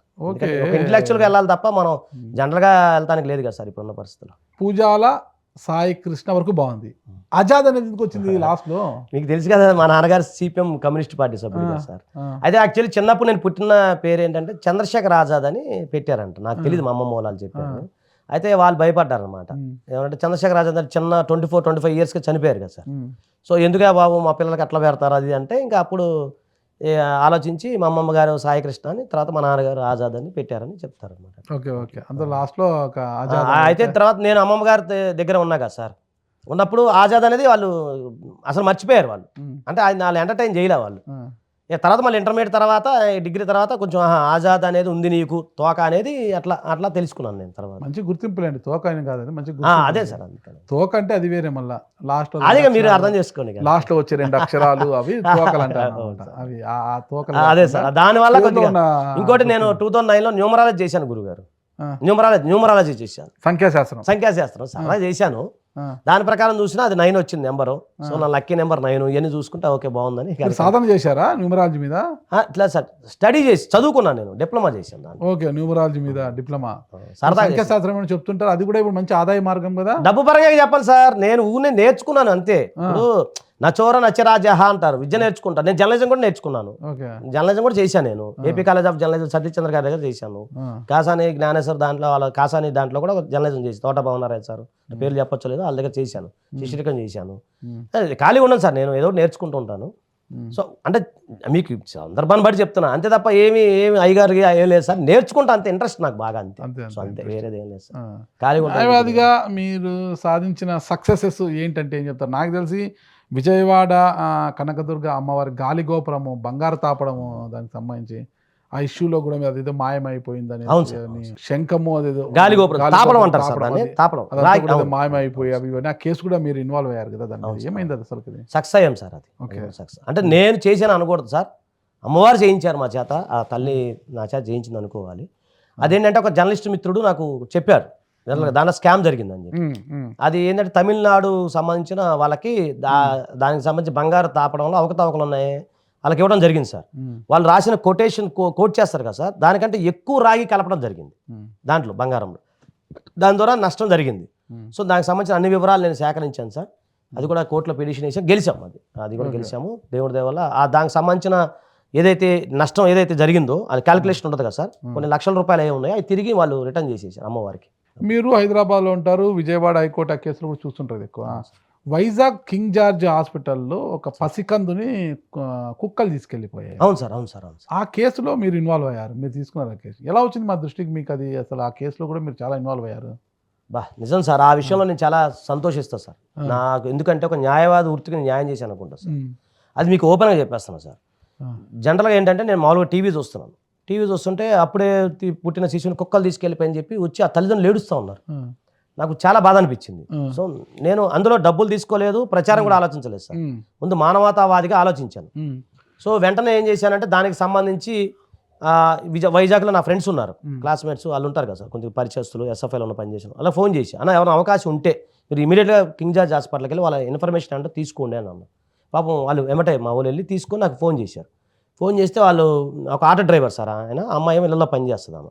సో ఆమె అడిగే ఏం జరిగిందమ్మా నిజాయితీగా అంటే, లేదు సార్ 500 రూపీస్ లంచం ఇవ్వలేదు సార్, నేను అప్పుడే డెలివరీలో ఉన్నాను, మా వారు 500 రూపాయలు లంచం కోసం బయటికి వెళ్ళారు, ఈ లోపల వాళ్ళని అక్కడ లేబర్ రూమ్ నుంచి పాడేస్తే ఆ శవాలు తింటాయంట సార్, కొన్ని కుక్కలు ఉంటాయంట అక్కడ, అవి వచ్చి తీసుకెళ్ళిపోయింది సార్, ఏడుస్తున్నాం. సరే అమ్మా మీరు ఇట్లా అప్పుడు మన human rights commission Subhash Reddy గారు ఉండేవాళ్ళు సార్. సో ముందు కమిషన్లో వేద్దామని అనుకొని నేను రమ్మన్నాను వాళ్ళు. సో నా ఛార్జీ కూడా డబ్బులు లేవు వాళ్ళ దగ్గర పాపం. సో నేను వెంటనే వాళ్ళకి ఏర్పాటు చేశాను. వచ్చిన తర్వాత మొత్తం ఆ రిపోర్ట్స్ అన్ని తీసుకొచ్చారు సార్. ఆమె పచ్చి బాలింత పాపం గుడ్డ కట్టుకొని వచ్చింది. సో తీసుకెళ్ళి వేసాను సార్. వేసిన 20 డేస్లో కేసు క్లోజ్ అయిపోయింది సార్. దేవుడిదల ఆయన నష్టపరిహారం ఇప్పించారు సుభాష్ రెడ్డి గారు అప్పుడు వాళ్ళకి. తర్వాత బాధ్యుల పైన కఠినంగా శిక్ష ఏదైతే ఉందో లా ప్రకారం చేయించడం జరిగింది ఎఫ్ఐఆర్. తర్వాత వాళ్ళకి దాదాపు 2 లక్షల రూపాయల వరకు నష్టపరిహారం ఎలా ఇప్పించారంటే సార్, ఎవరైతే నిర్లక్ష్యం వహించిన నర్సులు డాక్టర్లు ఉన్నారో వాళ్ళ శాలరీలోంచి కట్ చేసి వాళ్ళకి ఇప్పించారు సార్. ఓకే, అట్లా ఇచ్చారు మహానుభావు. మంచి జడ్జిమెంట్ సార్ అది. దాంతో బాగా ఆ కేసు అందరికీ గుర్తుండిపోతుంది. గుర్తుంది సార్. ఇటీవల కూడా హైదరాబాద్ అనుకుంటా ఒక అఘోరి బట్టలు లేకుండా తిరిగి అమ్మాయిని అంతా కూడా నానా రభసా చేసి అఘోరి కేసు అతన్ని జైలుకు పంపించే విషయంలో కూడా మీరు చాలా కీలకంగా వ్యవహరించారంటారు. ఎందుకు అంత సాహసం చేశారు? ఇది మంచి ప్రశ్న అడిగారు సార్. అఘోరిది చాలా మంది అడుగుతున్నారు. అఘోరి ఏం చేశారంటే సార్, ఫస్ట్ వచ్చాడు, బాగా చేశాడు. చేసిన తర్వాత చివరికి అతను ఏం చేశాడంటే అమ్మాయిని ట్రాప్ చేయడం మొదలుపెట్టాడు. నిజమైన అఘోరి కాదు అతను. సో అతను అఘోరి వేషంలో ఉన్న ఒక వేషధారి. సో అమ్మాయిని ట్రాప్ చేశారు గురుగారు. అక్కడ పేర్లు చెప్పకూడదు, మంగళగిరికి సంబంధించిన మా ఇంటి దగ్గర సంబంధించిన మంగళగిరికి సంబంధించిన ఒక అమ్మాయిని ట్రాప్ చేశారు. అలాగే ఒక న్యాయవాదిని ట్రాప్ చేశారు అనమాట. సో ఆ న్యాయవాదిని తర్వాత ఒక ప్రముఖ కర్ణాటక హీరో గారికి సంబంధించిన వాళ్ళ సంబంధించిన మేనగోళం కూడా మోసం చేశాడు అతను, పూజలు చేస్తాను అది అని చెప్పేసి. సో ఇలా చాలా చిట్టా వచ్చినప్పుడు ఏమైందంటే, ఇప్పుడు అంటే విజయవాడ అంటే ఇంకా మంగళగిరి కదా సార్, అక్కడ పరిచయమే కదా. అక్కడ సంబంధించిన ఇష్యూస్ హైదరాబాద్లో కూడా జరిగాయి కదా కొన్ని. కరీంనగర్లో జరిగింది సార్, హైదరాబాద్లో జరిగింది. వాళ్ళ చెప్పాక సార్ కర్ణాటక సంబంధించిన ఒక నిర్మాత ఆమె కూడా వాళ్ళకి సంబంధించిన 10 లక్షలు మోసం చేస్తే వాళ్ళు చీటింగ్ కేసు పెట్టారు. అది నాకు సంబంధం లేదు, వాళ్ళు ఆల్రెడీ పెట్టారనమాట. పెడితే ఏమైందంటే ఇప్పుడు కరీంనగర్ సంబంధించిన ఒక న్యాయవాదిని పెళ్లి చేసుకుంటాను, అతనికి ఆమెకు ఆశ్రయం పెడతాను చెప్పి అందరికి డబ్బులు తీసుకుంటాం అని చాలా ఇబ్బంది పెట్టాడు, రకరకాలుగా పెట్టారు. పెట్టిన తర్వాత ఆమె సంప్రదించారు నన్ను, మీరైతే చేయగలుగుతారు సార్ ఎట్లా అని. నాన్న వద్దమ్మా అఘోరి ఎందుకు, లేనిపోని ఇంట్లో ప్రాబ్లమ్స్ ఉంటాయి అంటే. తర్వాత శివరుద్ర స్వామీజీ అని చెప్పి ఆయన నాకు కొద్దిగా సపోర్ట్ చేశారు సార్. స్వామీజీ గారు ఉన్నారు, ఆయన చేశారు. లేదు స్వామి మీరు చేయండి అంటే అప్పుడు చేసాం. తర్వాత మేము మహిళా కమిషన్లో ఫిర్యాదు చేశాం సార్, ఆమెకు సంబంధించిన అన్ని వివరాలు ఉన్నాయి. చేయటం వల్ల అది అప్పుడు శారద గారు ఉన్నారు అనుకుంటా మహిళా కమిషన్ చైర్మన్, ఆమె తీసుకొని దానికి సంబంధించి ఇంట్రాగేషన్ చేయడం, అతన్ని లోపలేశారు. తర్వాత కరీంనగర్ బార్ అసోసియేషన్ వారికి ఈ సందర్భంగా నేను కృతజ్ఞత తెలియజేసుకోవాలి. ఎందుకంటే మేము కొంత ప్రపోజల్ పెట్టాం, తోటి న్యాయవాదిని ఇబ్బంది పెట్టకూడదు కదా, సో కొద్దిగా సపోర్ట్ చేయండి అంటే అక్కడ కూడా వాళ్ళు సపోర్ట్ చేశారు సార్. అంటే ఒక్కటి సార్, న్యాయవాది వృత్తిలో ముందు కోఆపరేషన్, కోఆర్డినేషన్, జెన్యూను, నిజాయితీ ఏంటి ఇవన్నీ ముఖ్యం గురుగారు. ఎంత ఛార్జ్ చేస్తారు మీరు మామూలుగా? అంటే ఏ కేసు అన్నారు ఇక్కడ ఏ కేసు అయినా పర్వాలేదు లేదు సార్, పబ్లిక్ సార్ మినిమం 1,00,000 మందిని 10,000 మంది నుంచి 1,00,000 మంది సఫర్ అయ్యే కేసులు ఎవరైతే పబ్లిక్ ఇంట్రెస్ట్ లిటిగేషన్ అంటారు సార్, అది టౌన్లో కానీ విలేజ్లో కానీ ఎక్కడైనా సరే అలాంటి అయితే నేను ₹1 తీసుకోను సార్. ప్రజలు సపోర్ట్ చేయాలి నాకు, దాంట్లో తీసుకోను సార్. జనరల్ మినిమం అయితే నాకు 3 lakhs ఉంటుంది సార్ ఫీజు, మినిమం 3 lakhs ఒకటేసారి వల్ల. అలాగే సందర్భాన్ని బట్టి సార్, ముందు ఒక బట్టి ఓపెన్ చెప్తాను కదా సార్. ఇండివిజువల్ కేసులు అయితే తీసుకుంటాను సార్. కేసును త్వరగా ముగించే ప్రయత్నాలు చేస్తారు సార్. ఇప్పుడున్న పరిస్థితుల్లో మీరు ₹1,00,00,000 ఇచ్చినా త్వరగా ముగించే అవకాశాలు లేవు గురుగారు. ఎందుకు అంటే మీరు చూసారు జ్యుడిషియల్ వ్యవస్థలో ఎన్ని లోపాలు ఉన్నాయో మీకు తెలుసు, వాయిదాల మీద. నేను అందుకనే ఫస్ట్ ఏ జనరల్ కామన్ మ్యాన్ ఒక లేమ్యాన్ వచ్చేసి ఆయన సార్ 2 నిమిషాలు చేసేయచ్చు కదా సార్, అది చేయొచ్చు ఇది చేయొచ్చు అంటాడు. నేను ముందే చెప్తాను, అడ్మినిస్ట్రేషన్, వాయిదాలు వేయటం, జడ్జిమెంటు, ఈ 3 ఏ లాయర్ చేతిలో ఉండదు. ఎందుకు అంటే ఆ నెంబర్ కేసు నెంబర్ అంటే 1-2 నెలలు పడుతుంది టైం, అప్పటిదాకా మీరు వెయిట్ చేయాల్సింది. కోర్టు అడ్మినిస్ట్రేషన్లో న్యాయవాది వృత్తికి ఎలాంటి సంబంధం లేదు. రెండోది వాయిదాలు, జడ్జి గారి ఇష్టం. ఆయన ఇవాళ ఇప్పుడు కేసు ఉందనుకోండి, నెలకి ఇవ్వచ్చు, 2 నెలలకి ఇవ్వచ్చు, అది మా చేతిలో ఏమి ఉండదు. దానికి మేము లాయర్ ఏమి రెస్పాన్సిబుల్ కాదు. షార్ట్ డేట్ అని అడుగుతాం అంతే, రిక్వెస్ట్. సో జడ్జిమెంట్ మేము ఎంత కష్టపడి చేస్తే కేసులు గెలిచినవి ఉంటాయి, ఓడిపోయినా ఉంటాయి కదా గురుగారు. సో అట్లా నేను ముందే వాళ్ళకి చెప్తాను. తర్వాత వాళ్ళు ఏమంటారంటే అదిగా సార్ నాకు ఆయన తెలుసు ఏం తెలుసు, ఇంటి పక్కన ఎలా చెప్పాడు, బావ చెప్పాడు, బామ్మారు చెప్పాడు మాట్లాడుతుంటారు. నేను అవన్నీ కాదమ్మా, సబ్జెక్ట్ ఇలా ఉంటుంది ఎక్స్ప్లెయిన్ చేస్తాను. ఫస్ట్ వాళ్ళకి ముందు ట్రైనింగ్ ఇస్తాను, ఇదిగో ఇలా ఉంటుంది మీరు అర్థం చేసుకోండి. నేను కాదు ఏ లాయర్ దగ్గరికి వెళ్ళినా కూడా మీరు సబ్జెక్ట్ తెలుసుకోండి అని చెప్తాను గురుగారు. దాని ద్వారా ఏమవుతుందంటే వాళ్ళకి అవేర్నెస్ వస్తుంది ఫస్ట్ ఆఫ్ ఆల్. అప్పుడు చెప్తా ఫీజు ఎందుకు అవుద్ది చెప్తాను. ఇగో ఒక మనిషి ఇక్కడి నుంచి వెళ్ళి రావాలంటే ట్రాన్స్పోర్ట్ ఛార్జెస్ ఉంటాయి, మా మెయింటెనెన్స్ ఉంటుంది, అది ఉంటుంది చెప్తాను సార్. లేదు సార్, నేను ఒక అతను వచ్చాడు రాత్రి, చెప్పచ్చు లేదా వచ్చాడు, నేను 3 లక్షలు ఫీజు చెప్పాను సార్. పాపం అమ్మటే ఏడ్చాడు సార్, సార్ అది ఇచ్చుకోను సార్ మీకు అన్నం సార్ అంటే నాకు బాధ అనిపించింది. సరే బాస్ నువ్వు ఎంత ఇస్తావా అంటే సరే చెప్పాడు, ఆఫ్ ఇచ్చుకోండి, సరే బాబు చేసేద్దాం అంటే క్లయింట్ యొక్క వ్యక్తిత్వాన్ని బట్టి కూడా నేను తీసుకుంటాను సార్. ఇప్పుడు అతను అర్థం చేసుకుని సార్ నిజంగా మేము పేదవాళ్ళం రైతు కుటుంబం నుంచి వచ్చి అని చెప్తే నేను ఖచ్చితంగా నేను సరే బాబు ఎంత కొంది ఉన్నదాన్ని అడ్జస్ట్ చేసుకుందాం అనుకుంటాను. రైతులు అంటే ప్రేమ మీకు చాలా సార్. అమ్మ వ్యవసాయం బాగా చేస్తాను సార్, పొలాలు ఉన్నాయి కొద్దిగా చేస్తాను సార్, వ్యవసాయం చేస్తాను. ఈరోజు కూడా పొలం పని అవి చేసుకుంటాను సార్. ఇప్పుడు రైతుల మీద కూడా చేయొచ్చు కదా. ఇప్పుడు సార్ లిక్కర్ తయారు చేస్తాడు సార్, అది హానికరం మనకు, అవును సార్, ఆరోగ్యానికి హానికరం లిక్కర్ సేవించడం, తయారు చేయడం తప్పు. సరే అది వ్యాపారం కూడా చేస్తారు. ప్రజలకు హాని కలిగించే లిక్కర్ని తయారు చేసేవాడు కోట్లు సంపాదిస్తాడు, ఇళ్ళని సంపాదిస్తాడు. సిగరెట్లు, గుట్టకాలు, జట్కాలు తయారు చేస్తుంటారు వాళ్ళంతా, అది కూడా ప్రజా ఆరోగ్యాన్ని హరిస్తుంది. వాటిని తయారు చేసేవాడు కూడా కోట్లే సంపాదిస్తాడు. అవును సార్. మన బతుకుబండి నడవాలి, మనం బతకాలి అంటే గాలి నీరుతో పాటు ఆహారం కూడా చాలా అవసరం. మరి ఆ ఆహారంని పండించే రైతు మాత్రం ఎప్పుడూ నష్టపోతూనే ఉంటాడు. ఎస్ సార్, దానికి చాలా ప్రణాళికలు ఉన్నాయి సార్. ఎలాగంటే అంటే మీరు చెప్తున్నా, నాకు వ్యవసాయం అన్నా రైతు అన్నా నేను కూడా వ్యవసాయం చేస్తుంటాను సార్. ఇక్కడ మన దేశానికి విదేశాలకు తేడా ఏంటంటే అక్కడ వ్యవసాయం చేసేది కూడా మల్టీనేషనల్ కంపెనీసే. తర్వాత ఇక్కడ రైతుకి సంబంధించిన వ్యవహారం ఏమైందంటే అనాథరైజ్డ్ సెక్టార్ సార్ మనది. అక్కడ యూనిటీ అనేది ఉండదు. దీనికి సంబంధించి నేను ఒక సినిమా చూశాను, హరికృష్ణ గారి సినిమా చూశాను. అదే సినిమా పేరు గుర్తురాట్లేదు. ఆ సినిమాలో ఆయన రైతులు పండించింది మధ్యలో దళారీ లేకుండా మార్కెట్ వ్యవస్థలోకే డైరెక్ట్గా అమ్ముదామని చెప్పి వెళ్తే చాలామంది ఇబ్బందులు పెడతారు మధ్యలో దళారులు అందరూ. అలాగే మీరు ఇక్కడ అది చేయాల్సింది ప్రభుత్వం చేయాలి సార్. లేదు ఒక కామన్ మ్యాన్ ఏం చేయగలుగుతాడు మీరు చెప్పండి. రైతు బజార్ ఏర్పాటు చేశారు, రైతు బజార్ జరిగే నిజంగా రైతులు ఉన్నారా? అక్కడ నిజంగా రైతులు అమ్ముతున్నారా? లేదు, అక్కడ కూడా దళారులే ఉంటారు. నిజమైన రైతు అమ్మే అవకాశం ఎక్కడ ఉంటుంది? తర్వాత చాలా సింపుల్ సార్, కూరగాయలు రోడ్డు మీద అమ్ముతారు, మనం వేసుకునే షూ ఏదైతే ఉన్నాయో దాంట్లో షోకేసులు పెట్టి అమ్ముతారు భారతదేశంలో. దానికి ఏమంటారు సార్? సో ఇంకొక విషయం చెప్తా సార్, కొబ్బరి బొండం తాగేటప్పుడు బేరం ఆడతాము, థమ్స్అప్ తాగేటప్పుడు బేరం ఆడ్డాడు పోతాడు ఏదో ఉంటుంది కదా, అది వేస్తాడు. నేను ఎప్పుడో తాగాను సార్ చిన్నప్పుడు, తీసుకుందా తాగుతారు. తాగను సార్, కొబ్బరి బొండం చెప్తున్నా. కొబ్బరి బొండం బాబు నీళ్ళున్న కాయ ఉందా, ఈ కాయ ఉందా, ఓ అని 1,00,000 ప్రశ్నలు వేస్తాడు. అదే థమ్స్అప్ మీరంటే అది ఉంటుంది కదా, ఏదో 8 లేదా డబ్బులు తీసుకుని తీసి టగటగా తాగి వెళ్ళిపోతాడు, పక్కన పడేసి వెళ్ళిపోతాడు. ఏమంటారు సార్ మరి ఇప్పుడు ప్రజలు తప్ప లేకపోతే రైతులు తప్ప, ఎవరు తప్పు సార్ మీరు చెప్పండి గురుగారు? సార్ బియ్యము 60 రూపాయలు నడుస్తుంది, 60 చిల్లర నడుస్తుంది బయట. అంటే నాకు పొలం ఉంది కాబట్టి నేను 4,500కే ఇస్తున్నాను ఎవరిని అడిగితే, అంటే నేను మామూలుగా. అలాంటిది ఇప్పుడు నువ్వు వెళ్ళి రైతు దగ్గర ఎందుకు కొనలేవు? ఆ ఊర్లోనే ఉంటావు, పచారీ షాపులో 25 కేజీలు బియ్యం వేసుకుని బయటకు వస్తావు. చిన్న టౌన్ వ్యవస్థ మీద మీరు పోరాటం పిల్లేటానికి లేదు కదా, ప్రజలకు సంబంధించిన వ్యవహారం కదా సార్. అది ప్రజలు అట్లా పిల్లెట్లా ప్రభుత్వం దీని మీద ఒక చట్టం తేవాలి Yes. దీనికంటే సార్, ఒక ఇప్పుడు చట్టాన్ని ఏర్పాటు చేయాలి సార్ అని ఒక ఏదైనా కోర్టులు నిర్దేశించవచ్చు కదా. సరే ఈ విధంగా సార్ follow ఇప్పుడు అవ్వండి, రైతుల కోర్టు కోసం ఇచ్చేయండి ఇక్కడ అని మెయిన్ చెప్పి. ప్రాబ్లం ఎక్కడ అవుతుందంటే సార్, మీరు అన్నట్టు ఎప్పుడైతే ఇక్కడ ఇద్దరు మేలుకోవాలి సార్. ఒకటి వినియోగదారుడైనా మనం మేలుకోవాలి, దానికి మనం ఏం చేయలేం. రెండోది రైతు ఇంప్రూవ్మెంట్ చేసుకోవాలి. నేను మొన్న ఒక కొన్ని ఇన్స్టాలో కొన్ని వీడియోలు చూస్తుంటా. ఒక రైతు తను పండించిన ఈ చిన్న చిన్న కూరగాయలని అతను ఇన్స్టాలో చెప్తున్నాడు, సార్ ఇట్లా మేము చేస్తున్నాము, కోళ్ళు ఇలా పెంచుతున్నాము, తర్వాత ఇది ఎండు తునకలు, మనవులు తునకలు అంటాం కదా, ఎండు మోసం, మేము ఇలా చేస్తున్నాం, మీ కాళ్ళు మేము పంపిస్తాము, చేపలు ఇలా అలా పెట్టినప్పుడు జనాభా డైరెక్ట్ కొంటున్నారు. సో అలాంటి అవేర్నెస్ ఇప్పుడు కొద్దిగా పెరుగుతుంది ప్రజల్లో. నాటుకోళ్ళ విషయంలో, వీటిల్లో కూరగాయల విషయంలో, బియ్యంలో పెరుగుతూ ఉంది కొద్దిగా. ఇప్పుడు అవేర్నెస్ వస్తూ ఉంది. కాకపోతే మీరు అన్నారు చూసారా, బలమైన వ్యవస్థ, మల్టీనేషనల్ కంపెనీల యొక్క బలమైన వ్యవస్థ ఎప్పుడు కూడా మీకు తెలియదు ఏముంది సార్, పెట్టుబడిదారు వర్గం కూడా ఆలోచిస్తారు. ప్రజారోగ్యాన్ని హరించే లిక్కరు సార్ తయారీ సంస్థలకు గుట్కాలు అవన్నీ సిగరెట్ తయారు చేసిన ఒక బలమైన వ్యవస్థ ఉంది వాళ్ళకంటూ. అవును సార్, నడిపించేది ప్రభుత్వం కూడా వాళ్ళే కదా సార్. అందుకు వ్యవస్థ ఉంది. ప్రభుత్వం నడిపించేది వాళ్ళే సార్. ఆహారాన్ని ఇచ్చే, ప్రపంచానికి ఆహారం ఇచ్చే రైతుకు ఆ వ్యవస్థ ఎందుకు ఏర్పాటు చేయలేకపోతుంది? దాని మీద పోరాటం చేయొచ్చు కదా. చేద్దాం గురుగారు, చేద్దాం. ఎంతమంది మహానుభావులు నాకంటే ముందు చాలా మంది చేశారు. ఇక్కడ ప్రాబ్లం ఎక్కడ అవుతుందంటే యూనిటీ అనేది మెయిన్ ప్రాబ్లం ఒకటి. రెండోది మీకు ఒక వ్యవస్థ మీద మనం పోరాటప్పుడు శక్తియుక్తులకు కూడగట్టుకొని చేయాలి. నేను దాన్ని చెప్పే కదా సార్, ముందు కోఆపరేషన్ ఉండాలి. కోఆపరేషన్ లేకుండా మనం ఏమీ చేయలేం ఈ ప్రపంచంలో ఒకటి. అలాగే మీ హక్కులు మీరు తెలుసుకోవాలి. అందుకే నేను బిగ్ బాస్ చెప్పడానికి కారణం అదే. ఇప్పుడు మీరు బిగ్ బాస్ అనే పదం ఎందుకు వాడారు అంటే, ఇదైతే ఫోన్ అంటే మీరు ఫోన్ కొనుక్కుంటే చూడగలుగుతారు, కానీ టీవీ అనేది అందరి ఇళ్లలో ఉంటుంది. సో అక్కడ నేను చెప్పాలనుకున్న విషయాలు చాలా ఉన్నాయి. మీరు చెప్పేది ఇదే ఈ విషయం. రైట్, మంచి ప్రశ్న అడిగారు సార్, మంచి ప్రశ్న అడిగారు. భారతదేశంలో మనం ఇట్లా చెప్తే ఎవరు చూడరు.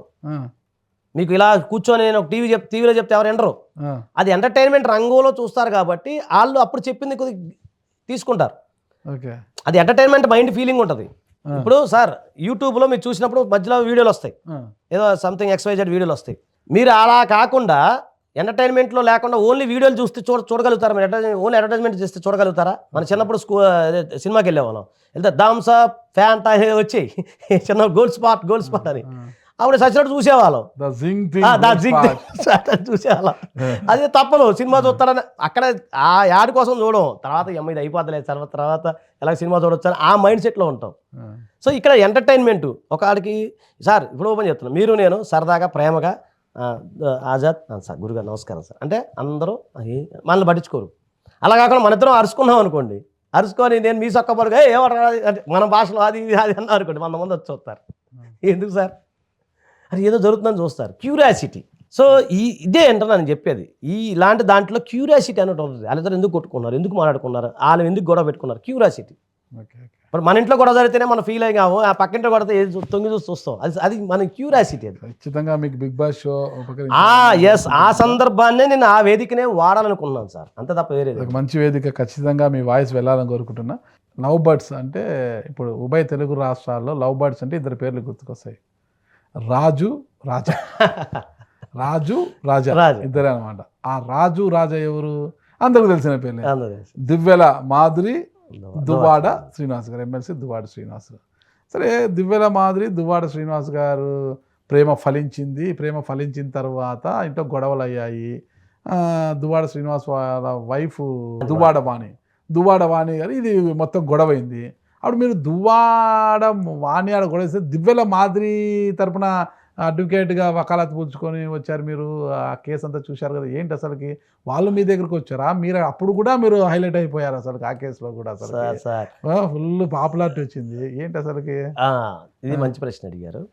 మాధురి అన్నామా నాకు మొన్న పరిచయం కాదు సార్, నాకు 10 years బ్యాక్ పరిచయం. ఎలా? ఆమె చూస్తే శ్రీకాకుళం టెక్కలి, చెప్తా. మీరు చూస్తే విజయవాడ సార్, విజయవాడ, హైదరాబాద్ చక్కర్లు కొడుతుంటారు. ఎస్ సార్, మంచి ప్రశ్న అడిగారు.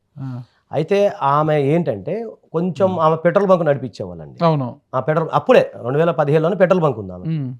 సో పెట్రోల్ బంక్ నడిపించే క్రమంలో ఏదో చిన్న ఫ్యామిలీ డిస్ప్యూట్స్ ఉన్నాయన్నమాట. సో ఫ్యామిలీ డిస్ప్యూట్స్ ఉన్నప్పుడు వాళ్ళ నిజంగా చెప్పండి, వాళ్ళ మామయ్య గారు లాయరు, వాళ్ళ బావగారు కూడా లాయరే, వాళ్ళిద్దరు లాయర్సే. సో ఆ టైంలో ఏంటంటే ఆమె ఏమైందంటే, ఎవరైతే మంచి అడ్వకేట్ ఉంటారో మన సర్కిల్, అంటే వైజాగ్ చుట్టాలు ఉన్నారు, వైజాగ్లో అంతా ఉన్నారు, నాకు సర్కిల్ ఉంది వైజాగ్లో. సో అట్లా వైజాగ్ నుంచి ఇన్ఫర్మేషన్ తీసుకుంటే పలానా ఆజాద్ గారు అయితే బాగా చేస్తారో అట్లా, అంటే ఇక్కడ నిజాయితీ అనేది మెయిన్ అట్లా అనుకుంటారు కదా.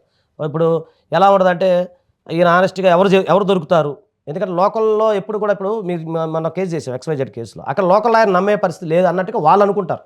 సో ఎవరైతే బాగుంటారు మనకి అన్నట్టుగా వాళ్ళు వచ్చినప్పుడు నన్ను అప్రోచ్ అయింది ఆమె. అప్రోచ్ అయినప్పుడు నేను వెళ్ళాను, టెక్కలు వెళ్ళాను. అక్కడ ఇంకోది సంబంధించిన ఒక కేసు కూడా ఉంది సార్ వేరే వాళ్ళది, ఆ కేసు కూడా మనం టేకప్ చేయడం జరిగింది టెక్కలు. అప్పుడే 2015లో నేను వెళ్ళాను, టెక్కలు వెళ్ళాను. అది ఇంటికి వెళ్ళటం, ఆ పెట్రోల్ బంక్ సంబంధించినవి మాట్లాడటం, తర్వాత వేరే అక్కడ సంబంధించిన కొంతమంది వ్యాపారస్తులకు సంబంధించిన కేసు, ఆ కేసు విజయవాడలో ఉందన్నమాట. విజయవాడలో కేసు వేయడం జరిగింది వాళ్ళు. అక్కడ టెక్కలకు సంబంధించిన వ్యాపారస్తుల కేసు విజయవాడలో ఉంది, పెద్దది, చాలా పెద్ద కేసు. సో ఆ కేసు కూడా నేను చూశాను. అప్పుడు చూసే సందర్భంలో అప్పుడు అలా కొద్దిగా టెక్కల్లో పరిచయాలు పెరిగిన తర్వాత మొన్న ఈ సంఘటన జరిగినప్పుడు నాకు తెలియదు అసలు, ఆమెని కూడా వీళ్ళిద్దరి మధ్య సంఘటన నాకు తెలియదు. నేను కొంచెం బిజీగా ఉన్నాను, టీవీ కూడా చూడలేదు. సడన్గా 2 సార్లు మా ఆఫీస్కి ఫోన్ చేశారంట. ఫోన్ చేసి నేను ఇట్లా మాధురి అదంటే ఏమో తెలియదండి, సార్తో మాట్లాడంటే కన్సల్టేషన్ ఉంటుంది అది అని చెప్పారంట. చెప్తే సడన్గా నేను ఇట్లానే ఏదో ఒక ఛానల్కి వెళ్తే నాకు మాట్లాడుతుంది, ఈమె మాధురిలాగా ఉందని చెప్పి అప్పుడే నేను ఏమంటే ఫోన్ చేస్తే ఇలా జరిగిందని చెప్పుకొచ్చినప్పుడు మరి ఏం చేద్దామంటే ఇట్లా చెప్పేసింది, ఓపెన్గా చెప్పింది. తర్వాత ప్రెస్ మీట్లో కూడా చెప్పేసింది కదా సార్, ఆమె చెప్పేశారు. మరి ఏం చేద్దామంటే చెప్పింది అనమాట. సరే అని చెప్పి నేను చేస్తానని చెప్పి టెక్కలు వెళ్ళాను సార్. వెళ్ళటం జరిగింది. ఆ రోజు రిజిస్ట్రేషన్ ప్రక్రియ అది చేశాము. తర్వాత డైవర్స్ పిటిషన్ అన్ని ఫైల్ చేయించడం. తర్వాత మళ్ళీ ఆమె యాక్సిడెంట్ అయింది, మీకు ఐడియా ఉంది కదా, ఆమె పాప ఆలోచనలో ఉండి ఏదో ఆలోచన ఉండి యాక్సిడెంట్ అయింది. దానికి సంబంధించిన కేసు కూడా మాట్లాడి అది తీసుకురావడం జరిగింది. అంటే చాలామంది అనుకుంటారు ఆజాద్ ప్రచారం కోసం మాధురిని కాంటాక్ట్ లేదు. మాధురి అనే ఆమె నాకు ఎప్పటి నుంచో పూర్వపరిచయం ఆమె. ఓకే, అలా పరిచయం చాలా. రాజమండ్రి పుష్కరాలు జరిగాయి గతంలో. రాజమండ్రిలో పుష్కరాల తొక్కిసలాటలో కూడా దాదాపు 10ల సంఖ్యలో చనిపోయారు కదా, 33 మంది ఎంతమంది చనిపోయారు కదా. ఆ కేసులో కూడా మీ ఇన్వాల్వ్మెంట్ అంటే ఆ కేసు విషయంలో చాలా విరోచితంగా పోరాటం చేశారు మీరు అసలుకి? అవును సార్, దాంట్లో కాంపన్సేషన్ ఇప్పించాను గురుగారు, కాంపన్సేషన్ ఇప్పించాను. అది ఎలా వచ్చిందంటే చనిపోయిన వ్యక్తి ఒక ఆయన ఎవరైతే ఉన్నారో ఆ చనిపోయిన వ్యక్తుల్లో వాళ్ళ సంబంధించిన వ్యక్తి ఒక ఆయన విజయవాడకి కృష్ణలంక ప్రాంతం వ్యక్తి అనమాట. సో అత్తగారు అవుతారు చనిపోయిన. ఇతను కూడా వెళ్ళాడు అక్కడికి. వెళ్ళినప్పుడు అతను ఏంటంటే వెళ్ళాడు, అక్కడ చనిపోయిన తర్వాత వాళ్ళందరూ బాధపడుతున్నారు అనమాట. సో దీన్ని ఎలా టేకప్ చేయాలి, ఇది ఎందుకంటే ఇది దేని కింద వస్తుంది, ఏ లా కింద వస్తుంది అనేది వాళ్ళకి సబ్జెక్ట్ చాలామందికి అర్థం కాదు.